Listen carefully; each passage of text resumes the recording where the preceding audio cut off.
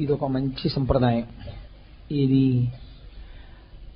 ప్రజల దగ్గర కొంత ధనాన్ని వసూలు చేసిన తరువాత అది ఎంత నిజాయితీతో ఖర్చు పెట్టినదైనప్పటికీ ఒకసారి మళ్ళీ వాళ్ళకి ఇంత ఖర్చు అయింది అని చెప్పేటటువంటి విధానం చాలా మంచి విధానం. దానివల్ల మనం ఇచ్చినటువంటి ధనము దుర్వినియోగము కాలేదు అని ఒక నమ్మకం కలగడం.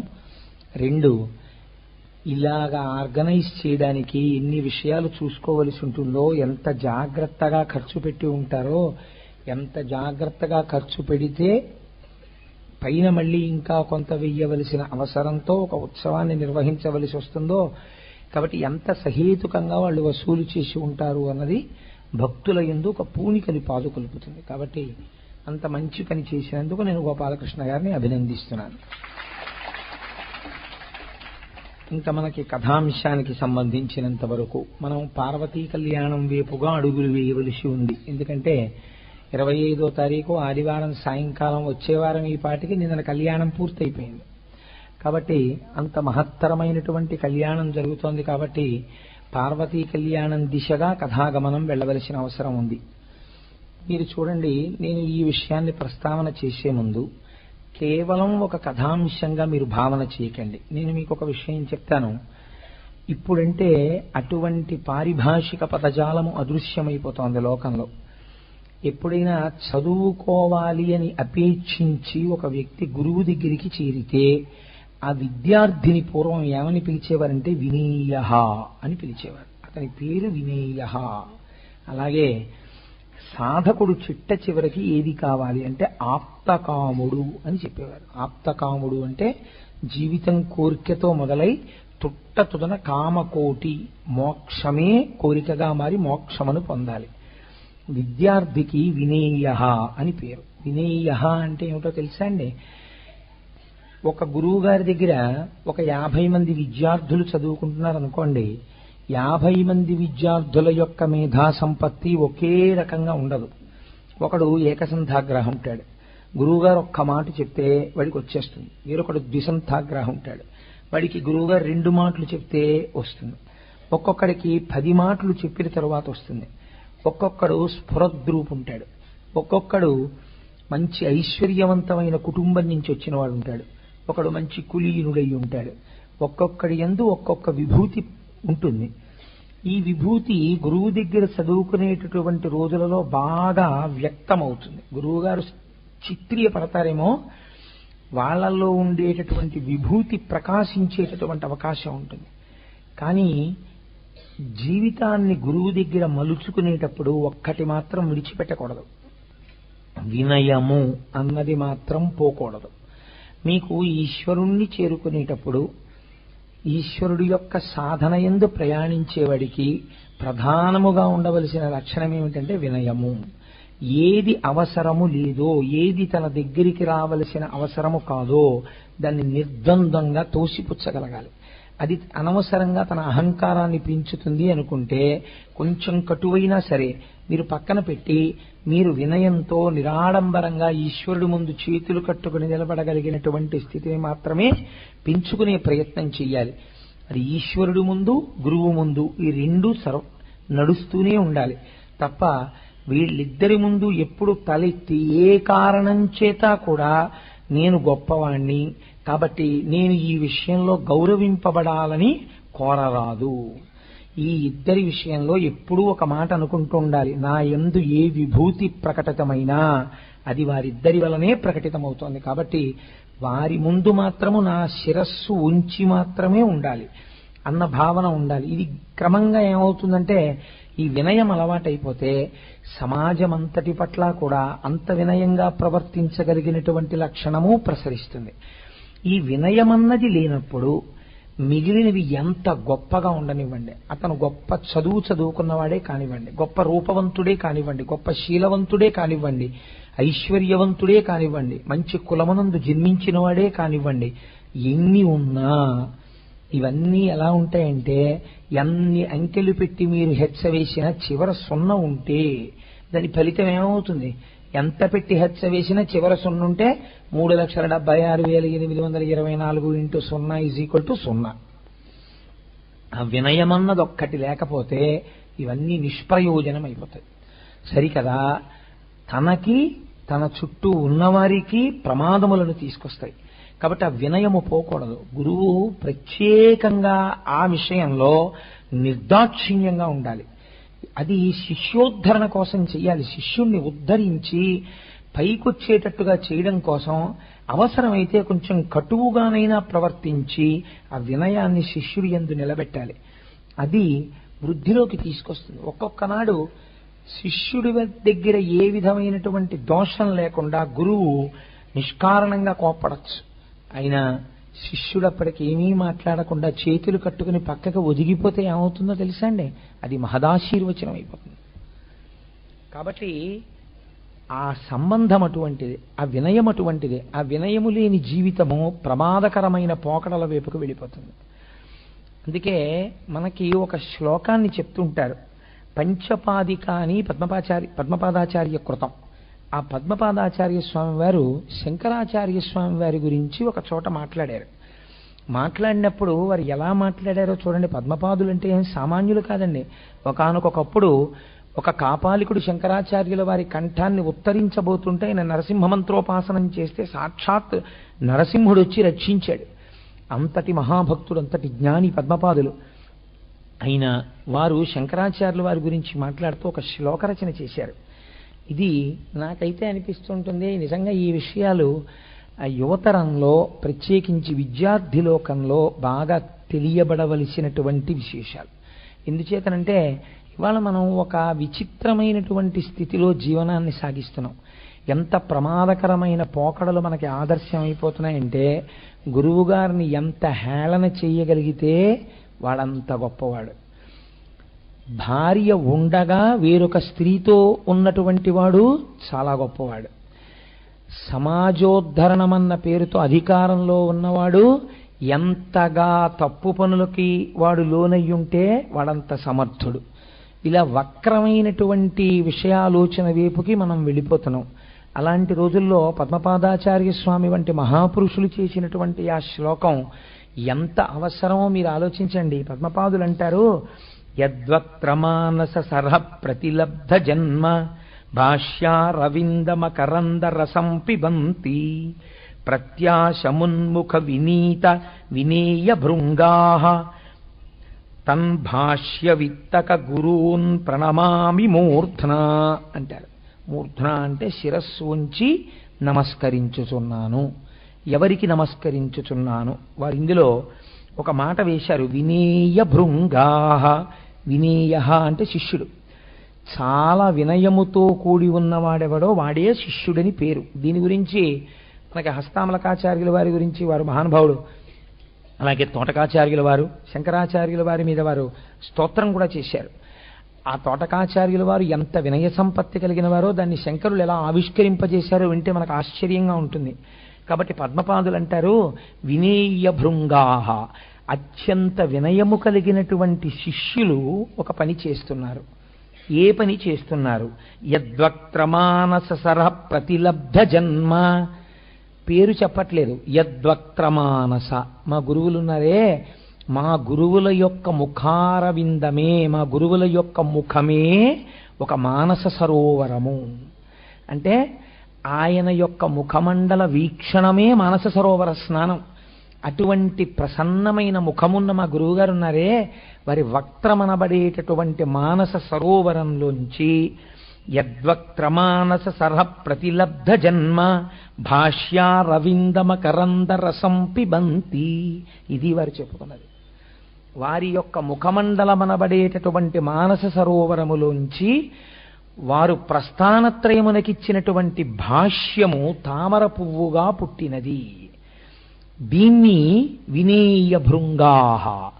బ్రహ్మాండమునందు అనేక దేశములలో ఉన్న ఆయన శిష్యులు అత్యంత వినయముతో, వినయమన్న మాటకి ఏమిటి అర్థం?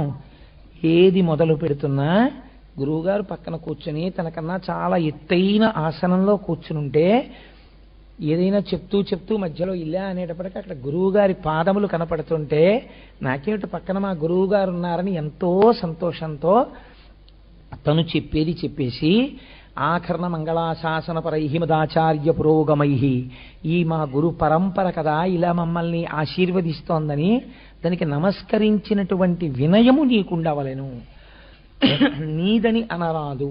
కాబట్టి వినేయ భృంగాహ, వినయశీలురైనటువంటి భృంగములు, తుమ్మెదలు ఆ తామర పువ్వు మీద వాలి అందులో ఉండేటటువంటి మకరందమును పానము చేయుచున్నవి. తాన్ భాష్య విత్తక గురూన్ ప్రణమామి మూర్ధ్నా, మాకటువంటి భాష్యం ఇచ్చిన గురువు ఉన్నారే వారికి మేము శిరస్సు ఉంచి నమస్కరించుచున్నాము అంటారు. నిజంగా ఒక గురువు గురించి ఈ దేశంలో శిష్యులు అలా మాట్లాడారు. ఒక గురువు చెప్పినటువంటి శాస్త్రాన్ని, గురువు శరీరం వెళ్ళిపోయినా ఆ గురువు నోటి వెంట వచ్చినటువంటి మాటల్ని మళ్ళీ జ్ఞాపకం చేసుకునేటప్పుడు మా గురువు గారు చెప్పారనడానికి కూడా సాహసించలేరు వాళ్ళు. మా గురువుగారి ముఖమనబడేటటువంటి మానస సరోవరములో ఆవిర్భవించినటువంటి భాష్యారవిందము అని చెప్పుకున్నారు పద్మపాదులు. మేమందరం ఎవరం? మేము వినీయ భృంగాహ, మేమందరం సీతాకోక చిలుకలం.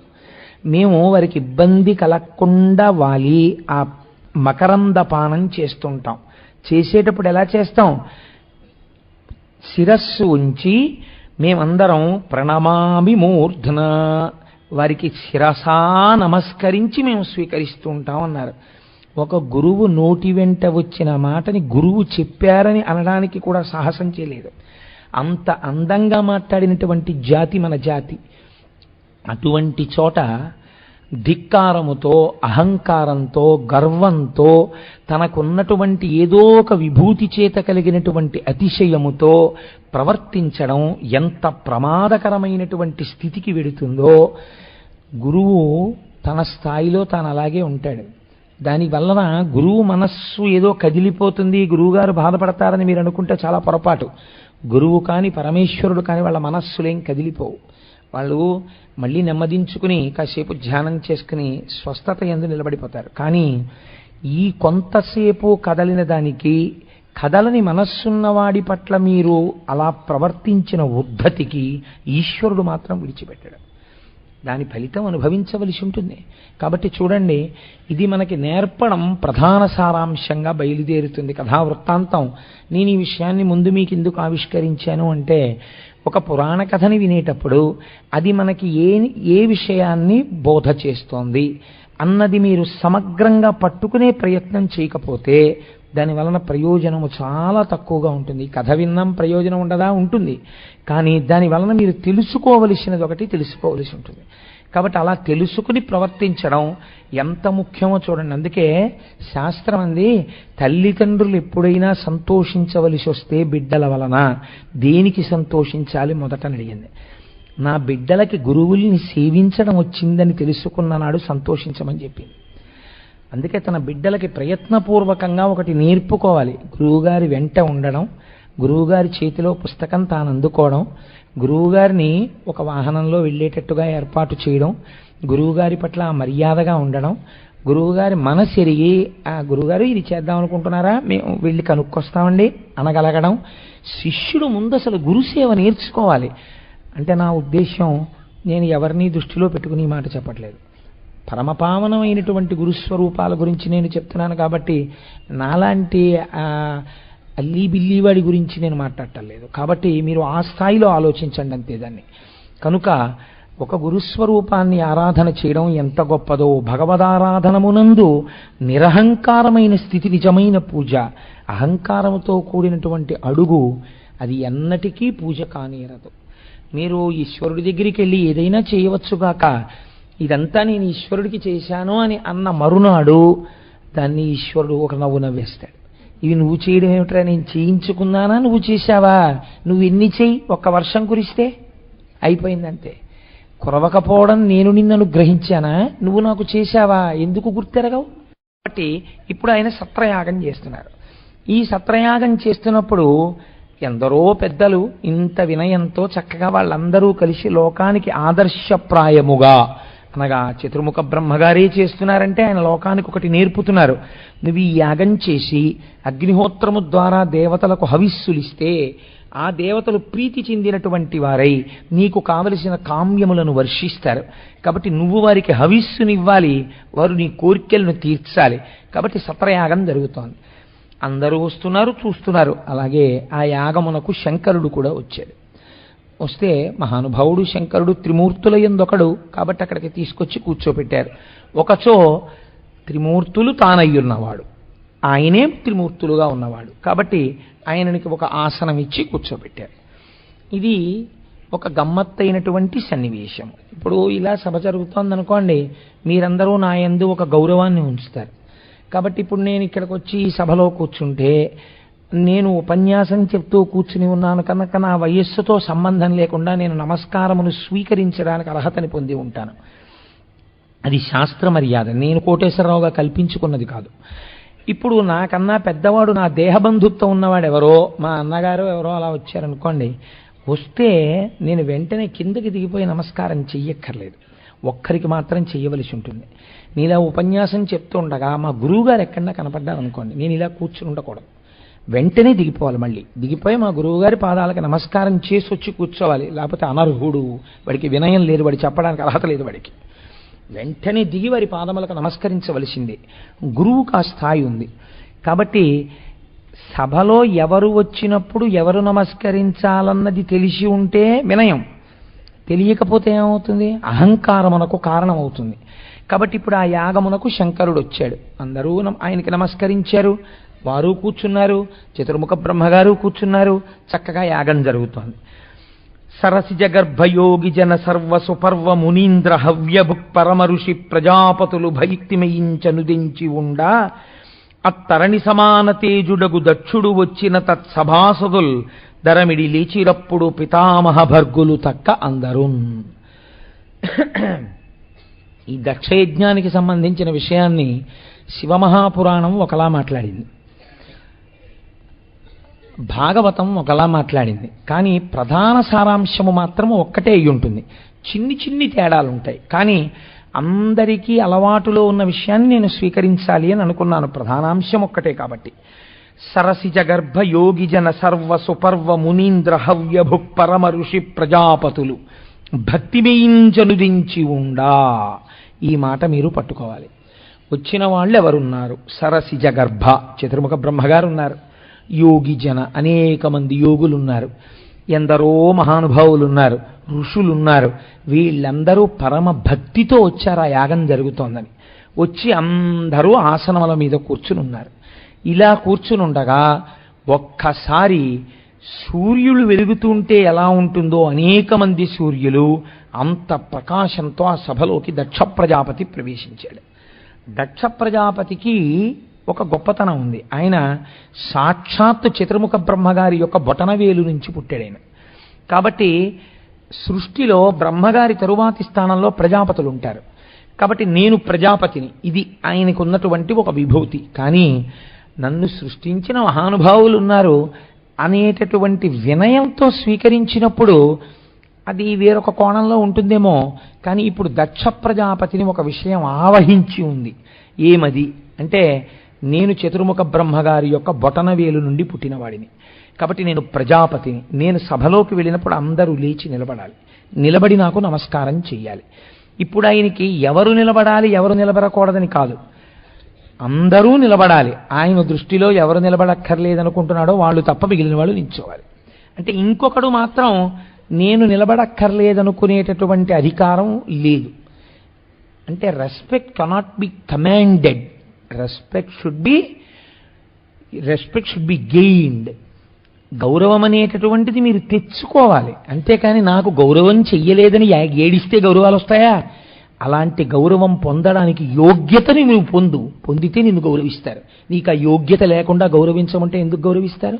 నీ యోగ్యత ఏమిటో పరిశీలన చేస్తారు పెద్దలు. నువ్వు దానికి పాత్రుడవైతేనే నీకు ఇస్తారు ఆ గౌరవం. అంతేకాని నాకు గౌరవం ఇవ్వండి అంటే ఇవ్వరు. ఆ గౌరవం తెచ్చుకునేటట్టు నీ నడువడి ఉన్నదా లేదా పరిశీలన జరుగుతుంది లోకంలో.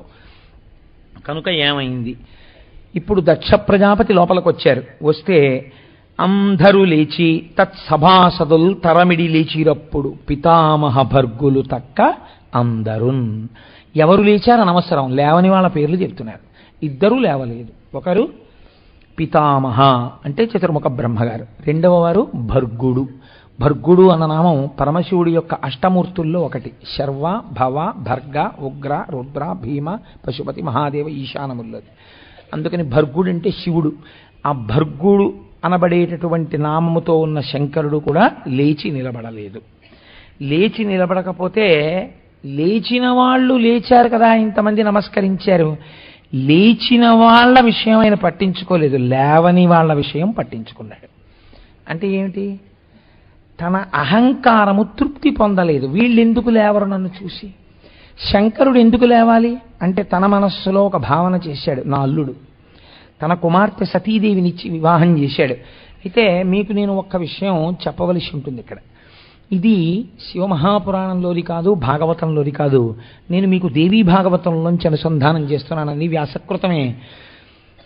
లోకమునందు రెండు భయంకరమైన విషయాలు ఉంటాయి. ఈ రెండింటికన్నా పరమ ప్రమాదకరమైన మూడవది ఇంకా లేదు.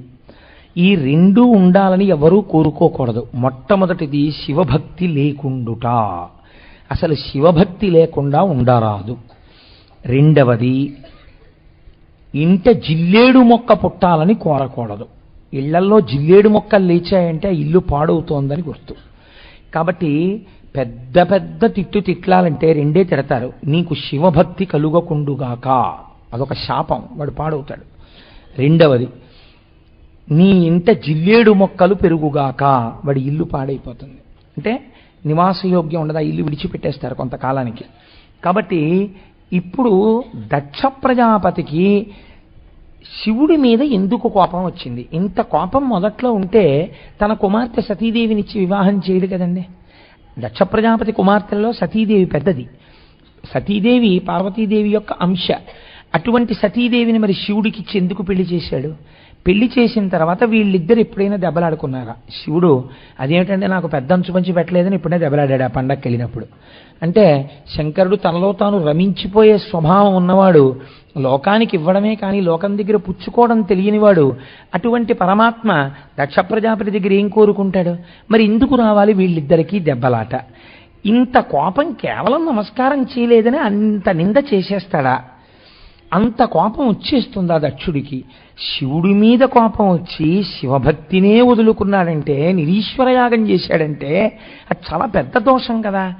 అంత దోషం కేవలం శివుడు లేచి నిలబడలేదన్నంత కారణానికి అంత అహంకారం వస్తే శివభక్తి భ్రంశమైంది. మరి శివభక్తి భ్రంశం అవడానికి దక్ష ప్రజాపతి చేసిన దోషం ఏదైనా ఉన్నదా? దీన్ని దేవీ భాగవతం చెప్పింది ఎందుకు వచ్చిందో. దుర్వాసో మహర్షికి ఒకనాడు అమ్మవారు తన మెడలో వేసుకున్నటువంటి పుష్పహారాన్ని ఇచ్చింది తీసి. అది వాడనటువంటి పుష్పమాల. ఆ పుష్పహారాన్ని దుర్వాసో మహర్షి తాను వేసుకుని కన్నులకు అద్దుకొని మహాప్రసాదంగా తన మెడలో వేసుకున్నారు. వేసుకుని దక్ష ప్రజాపతి ఇంటికి వచ్చారు. సతీదేవిగా అమ్మవారుందని దుర్వాసో మహర్షికి తెలుసు కనుక ఇక్కడికి వచ్చారు. వస్తే సతీదేవిని చూశారు, నమస్కారం చేశారు, ప్రార్థన చేశారు. దక్ష ప్రజాపతి అక్కడికి వచ్చాడు. ఆయనకి దుర్వాసో మహర్షి మెడలో ఉన్నటువంటి పుష్పమాల మీద మనస్సు పుట్టింది. మహానుభావులు ఏది ఉంచుకుంటారు, ఏది ఇవ్వలేరు కనుక తన మెడలో ఉన్న పుష్పమాల తీసి దుర్వాసో మహర్షి ఆయనకి ఇచ్చేశాడు దక్ష ప్రజాపతి. దక్ష ప్రజాపతి యందు ఒక నింద్యమైన బుద్ధి కలిగింది. ఈ హారము చాలా సువాసనతో ఉన్నదని ఆ రోజు చేయరాని పని చేశాడు. భగవంతుడి మెడలో ఉన్నటువంటి హారాన్ని తీసి గౌరవ సూచనగా పెద్దలు దేవాలయాలకు వచ్చినప్పుడు వారి మెడలో వేస్తారు. ఆ హారాన్ని పరమపదిలంగా ఇంటికి తీసుకెళ్ళిపోవాలి, లేకపోతే ఎవరు తొక్కని చోట వదిలిపెట్టాలి. అంతేకాని దాన్ని తీసుకెళ్ళి మళ్ళీ కారు కేయడం ఇలాంటి పనులు చేయకూడదు. అలా చేస్తేనే ఇంద్రుడి ఐశ్వర్యం భ్రంశం అయిపోయింది. ఇప్పుడు ఆయన ఏం చేశాడు? ఒక విచిత్ర బుద్ధి పుట్టింది. ఈ పువ్వులు మంచి సువాసన భరితముగా ఉన్నాయి, నా భోగస్థానమును అలంకరిస్తానన్నాడు. తన పడక గదిలో ఉన్నటువంటి శయ్య పైభాగమును ఈ పుష్పమాలికతో అలంకరించి భార్య వలన భోగమును పొందాడు ఆ సువాసనల యొక్క గుబాళింపునందు. ఇది అమ్మవారి యొక్క నిర్మాల్యము పట్ల జరిగినటువంటి అమర్యాద. కాబట్టి శివభక్తిని పోగొట్టుకుందువుగాక. దాని వలన వచ్చింది ఈ ప్రమాదం. ఒక్కొక్కసారి మనం చేసే పనులు చాలా చిన్నవిగా కనపడతాయి. చిత్రం ఏమిటో తెలుసా అండి? ఇప్పుడు మీకున్నటువంటి జాతకంలో గ్రహాలు చూసినా మీకు అలాంటి ఇబ్బంది రావాలని కనిపించదు. కానీ మీరు తెలిసో తెలియకో చేసేసినటువంటి పెద్ద పెద్ద పొరపాట్లు మీరు తెలియకే చెయ్యొచ్చు, కానీ కట్టి కుడపక మానవు. కట్టి కుడిపేస్తాయి. అవి వచ్చేసినప్పుడు ఎవ్వరికీ తెలియదు ఎందుకు వచ్చేసాయో. కాబట్టి అవి వచ్చేసి పాడు చేసేస్తాయి అంతే మనశ్శాంతిని. ఇప్పుడు దక్ష ప్రజాపతికి శివభక్తి పోయే సమయం ఆసన్నమైంది. ఇది పోవాలి, పోతే తప్ప ఆయన గొప్ప శిక్ష పొందడు. కాబట్టి ఇప్పుడు ఈ స్థితిని పొందడానికి సిద్ధంగా ఉన్నాడు. కాబట్టి ఇప్పుడు లోపలికి వెళ్ళగానే ఇంకిక్కడి నుంచి పాపం ఎలా పెరుగుతోందో చూడండి. లేవలేదు శంకరుడు, పితామహుడైనటువంటి బ్రహ్మగారు లేవలేదు, ఆయనకి కోపం లేదు. కానీ ఆ ముగ్గురు ఒక్కటే అన్న భావం మరిచిపోయి చనుదించిన యా దక్షుడు వనజజునకు మ్రొక్కి భక్తివశులై సభ్యులు తనకిచ్చిన పూజలు గైకొని అర్హాసనమునందు కూర్చుండి తగన్. ఆ బ్రహ్మగారి సభలో ఉన్నటువంటి వారందరూ తనని పూజించి ఇచ్చినటువంటి కానుకలను స్వీకరించి చక్కగా ఒక ఆసనమునందు కూర్చున్నాడు. కూర్చుని తన్ను పొగడని సభ్యులందరూ లేవనాసనము డిగకొన్న పురారి వలను కన్ను కొనలను విస్ఫులింగములు చెదరా చూచి ఇట్లను రోష విస్ఫురుణ మెరయా. ఒక్క శంకరుడు మాత్రం తాను వచ్చినప్పుడు సభలో లేచి నిలబడలేదు, తనకి పూజ చెయ్యలేదు, తన పాదముల మీద పువ్వులు వెయ్యలేదు. ఈ కోపాన్ని కడుపులో పెట్టుకున్నాడు. కడుపులో పెట్టుకుని సభాసదులందరూ వింటూ ఉండగా అక్కడ సత్రయాగం జరుగుతోంది, నేను ఒక ప్రజాపతిని, నేను ఇలా ప్రవర్తించచ్చా, నేను ఇలా మాట్లాడచ్చా, అన్నీ మర్చిపోయాడు. ఎలాంటి మాట మాట్లాడాడంటే, అనయంబు లుప్తక్రియాకలాపుండు, మానహీనుండు, మర్యాద లేనివాడు, మత్త ప్రచారుండు, ఉన్మత్త ప్రియుండు, దిగంబరుండు, భూత ప్రేత పరివృతుండు, తామస ప్రమద భూతములకు నాథుండు, భూతిలిప్తుండు, అస్థిభూషణుండు, నష్ట శౌచుండు, ఉన్మత్తనాథుండు, దుష్ట హృదయుండు, ఉగ్ర పరేత భూనికేతనుడు, వితత స్రస్త కేశుడు, అశుచి అయిన ఇతనికి శివనాముడను ప్రవాదమిటుల కలిగే. అశివుడగు ఇతని నెరిగి ఎరిగి వేదంబు శూద్రునకిచ్చినట్లు అన్నాడు. ఒక మాట కాదు, ఒక ఇది కాదు. శంకరుడు నవ్వుతూ కూర్చున్నాడు. అటువంటి వాళ్ళకి ఆయన మహాజ్ఞాని. ఆయనకి ఏమిటండి, అగ్నిహోత్రంలో చెదబురుగులు పడితే అగ్నిహోత్రానికి లోటు వచ్చిందా? అగ్నిహోత్రం శవాన్ని కలిస్తే మైలు వచ్చిందా?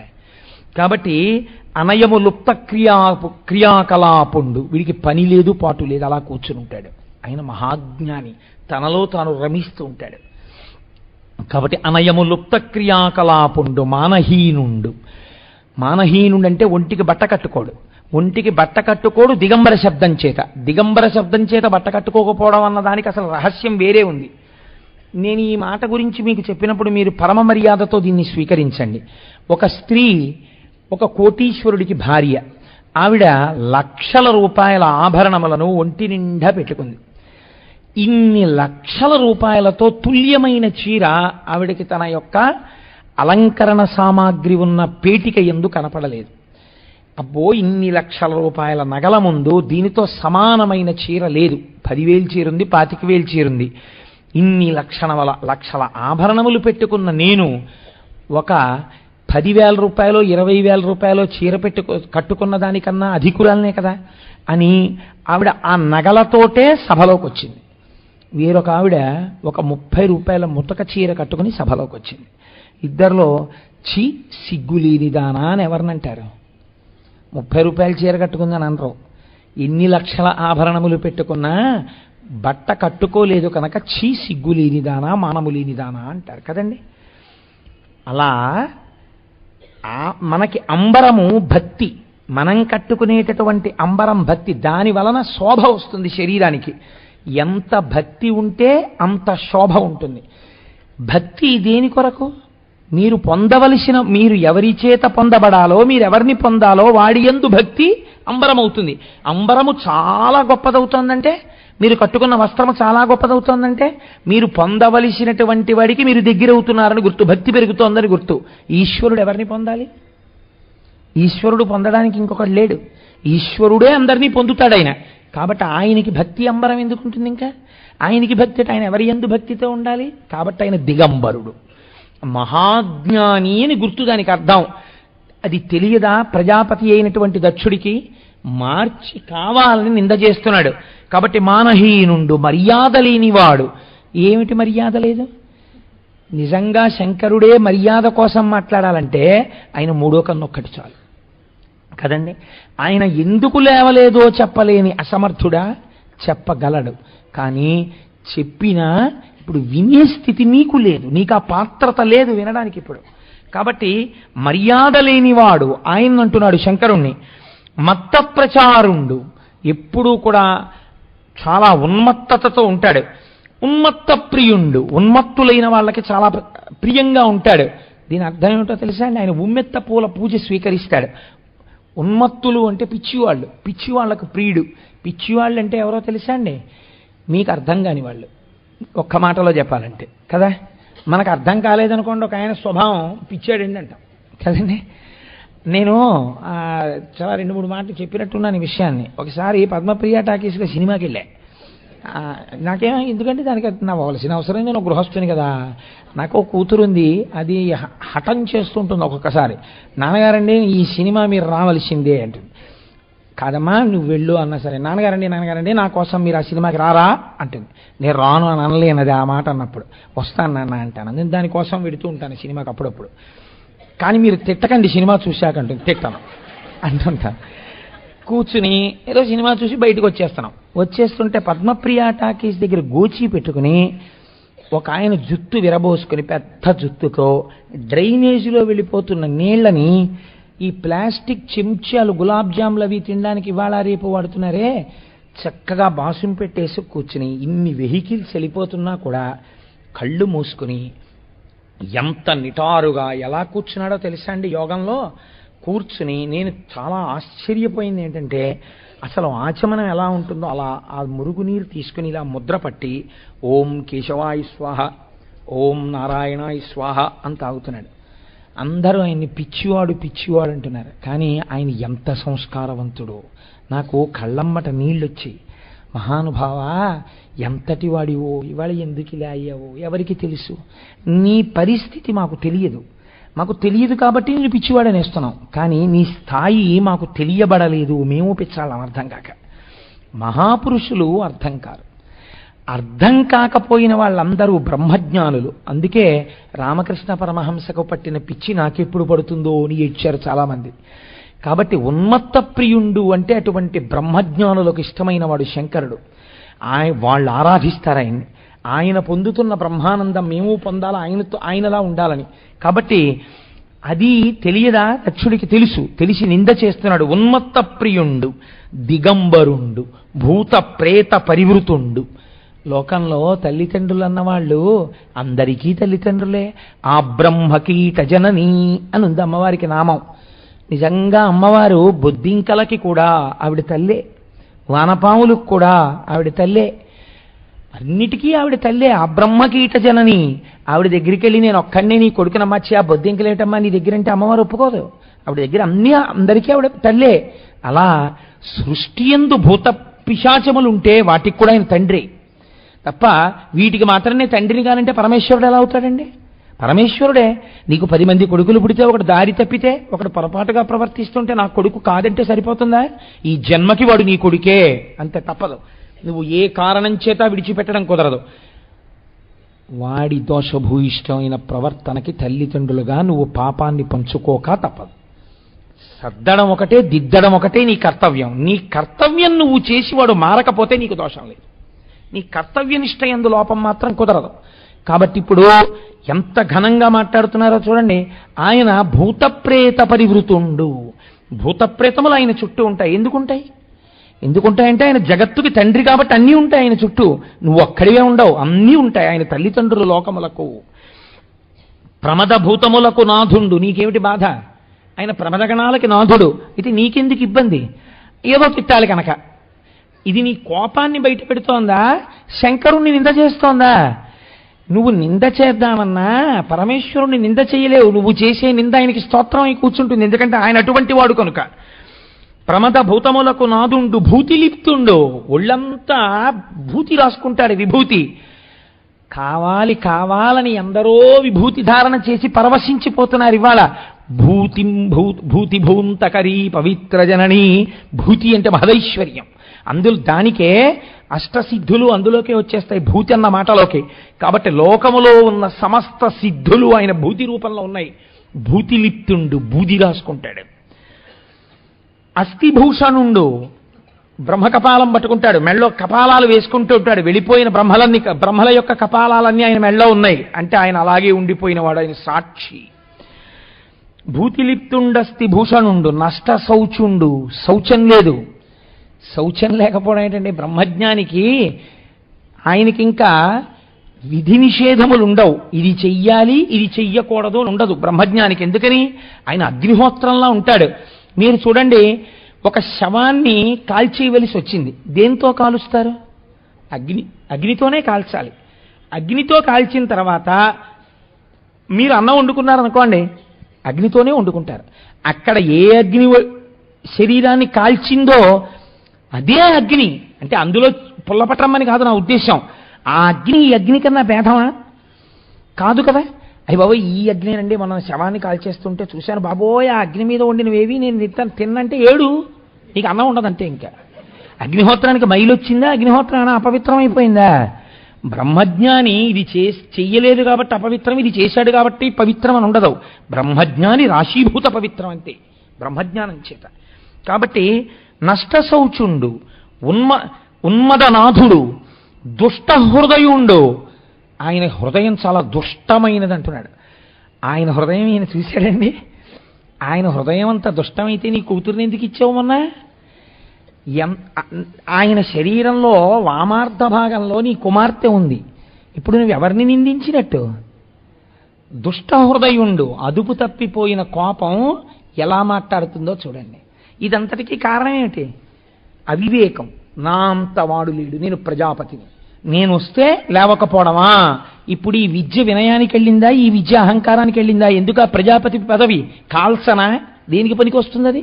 దక్ష ప్రజాపతే కావచ్చు కాక. ఈ సందర్భమునందు ఆయన నమస్కార యోగ్యుడు కాడు, ఆయన నడుబడి నమస్కార యోగ్యం కాదు, అంతే. కాబట్టి ఇప్పుడు ఏమైంది? దుష్ట హృదయుండు, ఉగ్ర పరేత భూనికేతనుండు, శ్మశానమునందుంటాడు. ఎవరుంటారు శ్మశానం దగ్గర? అందరూ ఆయన సంపాదించినవన్నీ బుచ్చేసుకుని ఆయన్ని అక్కడ వదిలిపెట్టేసి వచ్చేసేవాళ్ళే.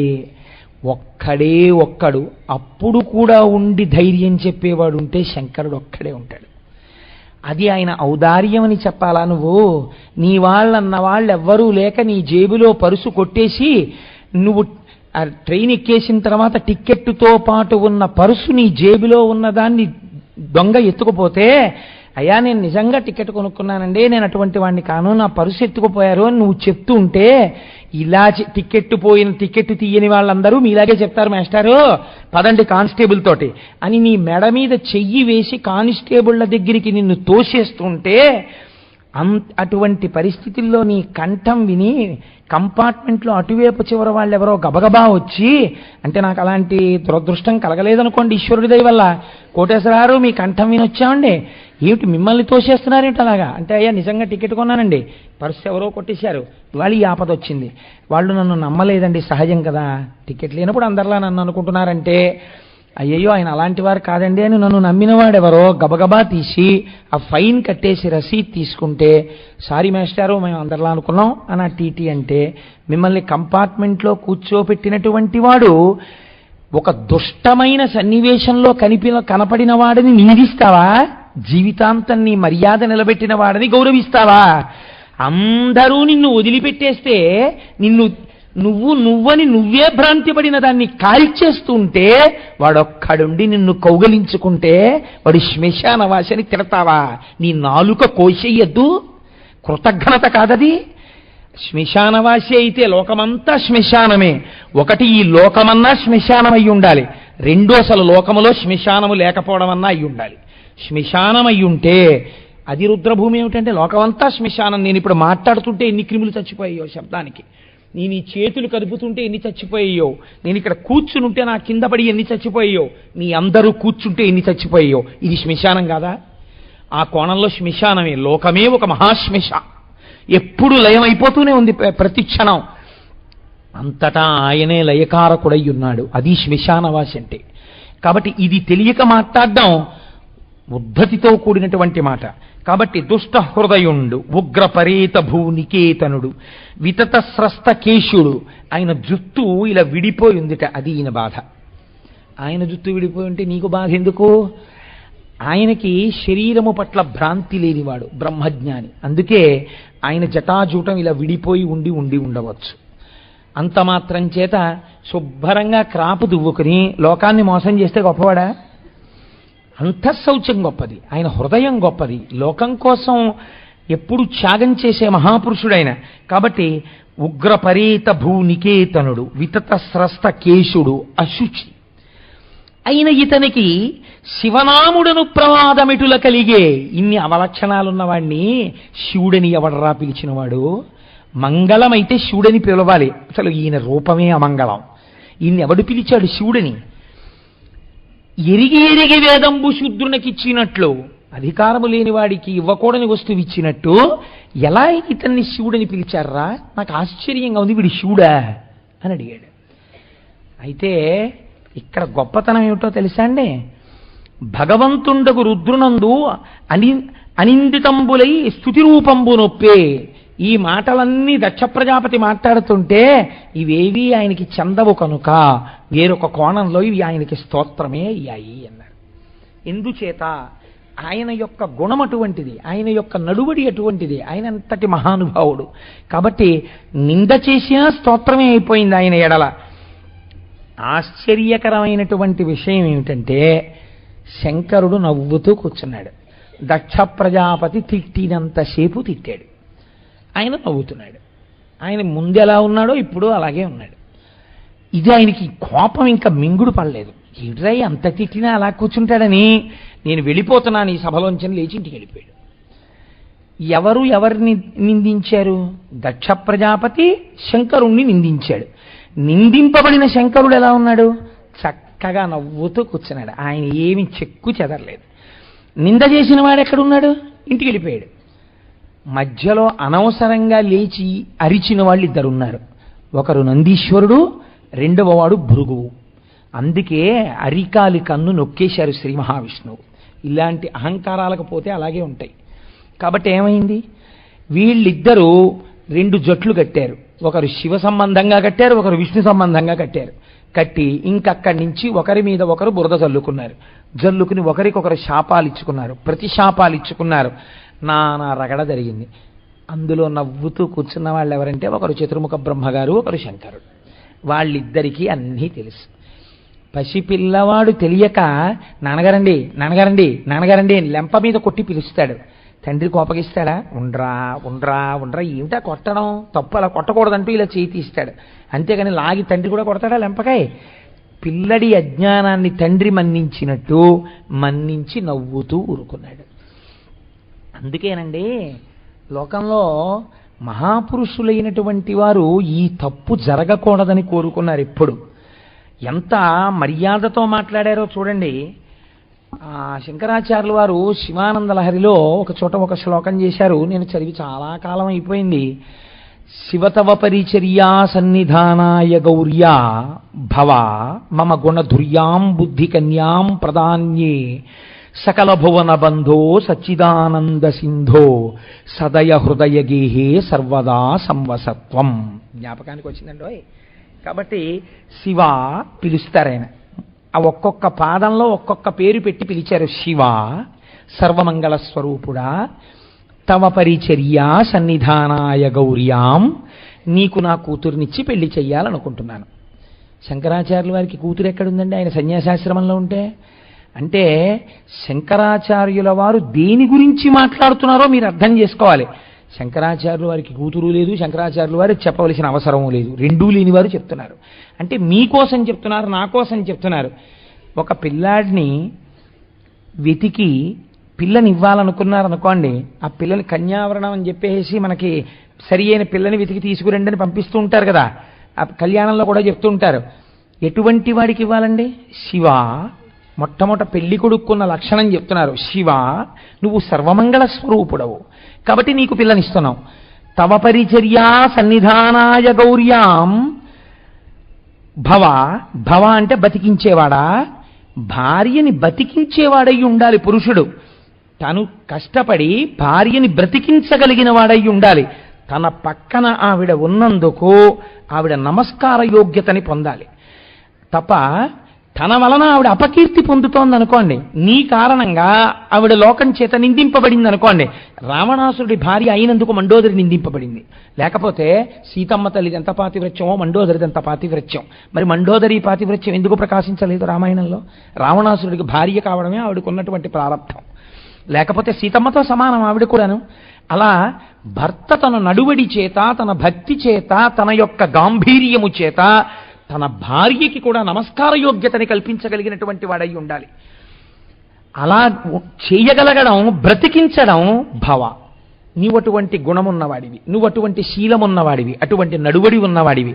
ఎందుకు పిల్లనిస్తున్నారో చెప్తున్నారు శంకరాచార్యుల వారు. శివ ఒక కారణం, పైకి చాలా మంగళంగా ఉంటావు, లోపల మంగళప్రదుడివి.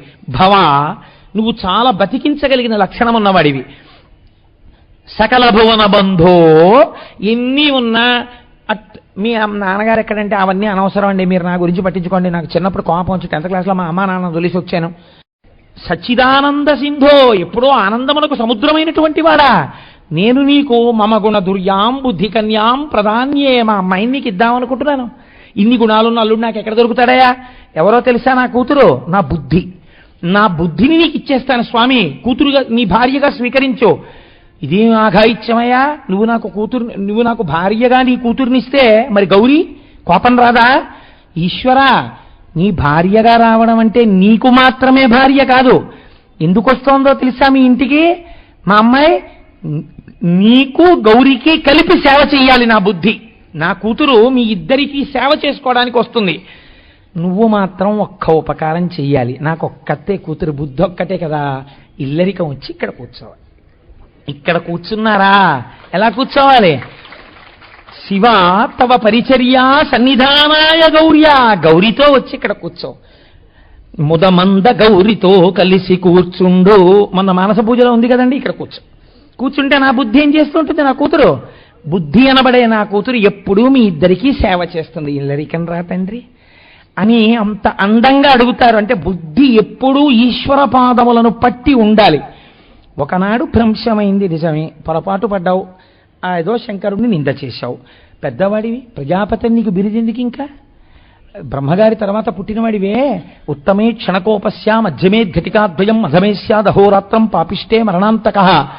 ఇవాళ కోపం వచ్చింది, పోన్ రేపు పొద్దున్న ఒక్కసారి పోన్లే, పొరపాటు జరిగిపోయింది, కోపం వచ్చింది. అల్లుడా పోన్లేవయ్యా, పెద్దవాడిని ఏదో అన్నాను, మనసులో పెట్టుకోకు, నేను అన్నది నీకు ఆశీర్వచనం అని ఒక్క మాట చెప్తే అయిపోయింది కదా. ఆ మాట అనడం ఇష్టపడలేదు సరిగదా. ఇప్పుడు శంకరుణ్ణి అవమానించాలనుకున్నాడు. ఎలా అవమానించాలి? ఆయన పూజనీయుడు కాడు అని లోకమునకు నిరూపించాలి. ఎలా నిరూపించాలి? తను పిల్లనిచ్చిన వాడే ఆయన్ని పిలవకుండా లోకమంతా యజ్ఞం చేసేటప్పుడు ఆయనకి హవిస్సులిస్తే అసలు నేను పిలవలని నిరీశ్వర యాగం చేస్తాను. కాబట్టి ఎటువంటి యాగం చేస్తాను? అరుద్రంబుగా వాజపేయ సవనంబుగా వించి తదనంతరంబ బృహస్పతి సవననామకంబైన మఖంబుసేయనుపక్రమించిన అచ్చటకింక్రమంబున వాజపేయ యాగం చేసి, అది కూడా రుద్రుడు పరమశివుడు లేకుండా, శివుడికి హవిస్సులు ఇవ్వకుండా, అంటే వేదం చెప్పిన విధానాన్ని తిరగరాసి ఒక కొత్త యజ్ఞాలు సృష్టించి వాటికి యజ్ఞాలని పేరెట్టి చెయ్యడం మొదలెట్టినవాడు. బహుశా దీనికి ఆదికర్త దక్షుడే ఉండవచ్చు. కాబట్టి నిరీశ్వర యాగం చేస్తున్నానని ఒక యాగం మొదలెట్టాడు. దీనికి శివుణ్ణి నేను పిలవను, అందరినీ పిలిచాడు. ఇప్పుడు తన అల్లుడి మీదే ఇంత కక్ష పట్టాడే, లేచి నిలబడలేదని పిలిస్తే వెళ్ళకపోతే ఇంకెంత కక్ష పెట్టుకుంటాడో. కాబట్టి ఇప్పుడు ఏం చెయ్యాలి? వెళ్ళితే ఓ గొడవ తెలిపోతుంది, మనకెందుకు వచ్చింది? కాబట్టి అందరూ బయలుదేరి అక్కడికి వెళ్ళాలి, ఆ యజ్ఞం దగ్గరికి. అందరూ బయలుదేరి వెడుతున్నప్పుడు పెద్ద కోలాహలం. వాళ్ళని వీళ్ళని పిలవలేదండి. మళ్ళీ అదేదో 10 మందిని పిలిచి చేశాడనుకోండి, ఏముందండి ఏదో 10 మంది తెలియని వాళ్ళు వెళ్ళారంటారు. అలా కాదు, లోకం అంతటినీ పిలవాలి, అందరూ రావాలి. ఒక్క శివుణ్ణి మాత్రం నేను పిలవను. అసలు మీకు నేను శాస్త్రంలో ఒక మర్యాద చెప్పనండి. ఇంటి యజమాని యొక్క గౌరవము దేనివల్ల ప్రకటితమవుతుందంటే అల్లుడి వలన ప్రకటితమవుతుంది. నేను ఈ మాట అంటే మీరు క్షమించండి నన్ను. మీ ఇంట్లో ఒక గొప్ప శుభకార్యం జరుగుతోందనుకోండి, ఇంటికొచ్చే బంధువులందరినీ తీసుకురావడానికి తన కొడుకు విడితే చాలు. అల్లుడు గారు వస్తున్నారనుకోండి, ఆయన కన్నా గొప్ప బంధువు లోకంలో ఉండడు మామగారికి. ఎందుకంటే పుత్రపంచకంలో ఒకటిగా వచ్చాడు, కూతురి మెళ్ళలో తాళి కట్టి. మామగారు తానే వెడతాడు స్టేషన్కి వెళ్ళి, అది మర్యాద. ఆ అల్లుడు గారిని ఇంటికి తీసుకొస్తాడు. ఎంతమంది రానివ్వండి, ఒక మాట అడుగుతారు, అదేమిటంటే హారతి పట్టడానికి మీ అమ్మాయి రాలేదా, అక్క చెల్లెలు రాలేదా అంటారు. అమ్మాయి అల్లుడు గారు వస్తే ఆ అందం వేరు. మా బావగారిని ఆయన తిరుగుతుంటే ఎంత అదృష్టమో చూడండి, కొడుకులా కలిసిపోయిన అల్లుడు అంటారు. అటువంటి అల్లుడు ఉండడం, అలా కూతురు అల్లుడు ఇంటికి శుభకార్యానికి వారం రోజులు ముందు రావడం ఆ ఇంటి అదృష్టం. అలా అల్లుడితో సత్సంబంధాన్ని నిరపుకోవడం మామగారి సంస్కారం. కనుక ఇప్పుడు ఏమైంది, అల్లుడు ఆయన రావాలి. పోని అయోగ్యుడా, ఆయన ఏమైనా పనికిమాలినవాడా, లోకము చేత దూషింపబడినవాడా? ఆయన లోకపూజితుడు. మా ఇంటికి వస్తే చాలని 10 మంది పొంగిపోయేవాడు. శంకరాచార్యుల వారి చేత స్తోత్రము చేయబడినవాడు. ఆయన ఈయనకొక్కడికే పనికి రాలేదు. ఎవడు యోగ్యుడు, ఎవడు అయోగ్యుడు? కాబట్టి ఆయనని పిలవకుండా నిరీశ్వర యాగం చేస్తున్నాడు. ఇది ఎంత ప్రమాదానికి వెళ్ళిపోతుంది? అర్థం లేనటువంటి కక్ష. మనుష్య జ్ఞానము దేనికి పనికి రావాలో తెలుసా అండి? ఎప్పుడో అప్పుడు మీరు అగ్నిహోత్రాన్ని చల్లార్చాలి. మీ కోపాన్ని పక్కన పెట్టేసి పరిష్కారం వైపుకు వెళ్ళిపోతూ ఉండాలి అడుగులు. అది వెయ్యలేదు దక్షుడు, దాన్ని ఇంకా సాగతీశాడు బాగా. అది ఎంతవరకు వెళ్ళింది? నిరీశ్వర యాగానికి అందరినీ పిలిచాడు. పిలిస్తే కరమనురక్తి అమ్మఖము కన్గొను వేడుక దొంగలింపగా పరమముని ప్రజాపతి సుపర్వ మహర్షివరుల్ సభార్యులై పరువడి వచ్చి అందరు శుభస్థత దీవనలిచ్చి దక్షుచే బొరిబొరి అచ్చటన్ విహిత పూజల నొందిరి సమ్మదంబునన్. మహర్షులు వచ్చారు, ఋషులు వచ్చారు, వాళ్ళ భార్యలు వచ్చారు, ప్రజాపతులు వచ్చారు, ఎక్కడెక్కడి వాళ్ళు వస్తున్నారు. విమానాల్లో చక్కగా కూర్చుంటున్నారు. వాళ్ళందరికీ బట్టలు పెడుతున్నాడు, నగలిస్తున్నాడు, వాళ్ళని పూజ చేస్తున్నాడు, పలకరిస్తున్నాడు. మీరు ఇంత వాళ్ళు అంటున్నాడు, అంత వాళ్ళు అంటున్నాడు. వాళ్ళందరూ ఈయన్ని గౌరవిస్తున్నారు, ఈయనకి ఆశీర్వచనాలు చేస్తున్నారు, ఈయన వాళ్ళకి సన్మానాలు చేస్తున్నాడు. అందుకుంటున్నారు కానీ పక్కకి వెళ్ళి అందరూ మాత్రం ఒకటి చెవులు కొరుక్కుంటున్నారు. చూడు, మనందరం కావలసి వచ్చాం, మనమందరికీ పూజనీయుడైన వారిని వదిలేశాడు, మనందరినీ పిలిచాడు. శంకరుడు అల్లుడు పిలవలేకపోయాడు. ప్రాప్తం ఉండాలి కదా, అనుకోరండి మరి. ఇప్పుడు దక్షతనయ సతీదేవి తవిలి ఆత్మ సదనము నుండి జనకుని సవన మహిమ గగనచరులు నుతింప ఆ కలకలంబు విని కుతూహలమొప్ప గగనమున చూడ. కైలాస పర్వతం మీద పార్వతీదేవి నించునుంది అంతఃపురంలో. నిలబడితే పైనుంచి విమానాలు వెళ్ళిపోతున్నాయి. ఆ రోజుల్లో యోగశక్తితో విమానాలు మీద వెళ్ళేవారు కదండి. ఆ భార్యలతో కలిసి వెడుతున్నప్పుడు ఎక్కడైనా ఏదైనా ఉపద్రవం జరిగితే వెళ్ళడం వేరు. ఏ రాక్షసులు వచ్చి అమరావతిని ముట్టడించారనుకోండి, పారిపోతూ ఆర్తనాదాలు వినపడతాయి. ఇప్పుడు వాళ్ళందరూ చాలా సంతోషంగా మాట్లాడుకుంటూ ఏదో పెద్ద ఉత్సవానికి వెళుతున్నారని తెలిసిపోతోంది. మంచి సరిగంచు పట్టు చీరలు కట్టుకుని సంతోషంగా మాట్లాడుకుంటూ వెళ్ళిపోతున్నారు. పార్వతీదేవి తలెత్తి వాళ్ళందరి వంక చూసింది. అందరికన్నా ముందు గౌరవింపబడవలసినది, అందరికన్నా ముందు ఆహ్వానింపబడవలసినది, ముహూర్తం పెట్టగానే ముందు చెప్పబడవలసినది ఆవిడికి లేదు అగ్రపూజ.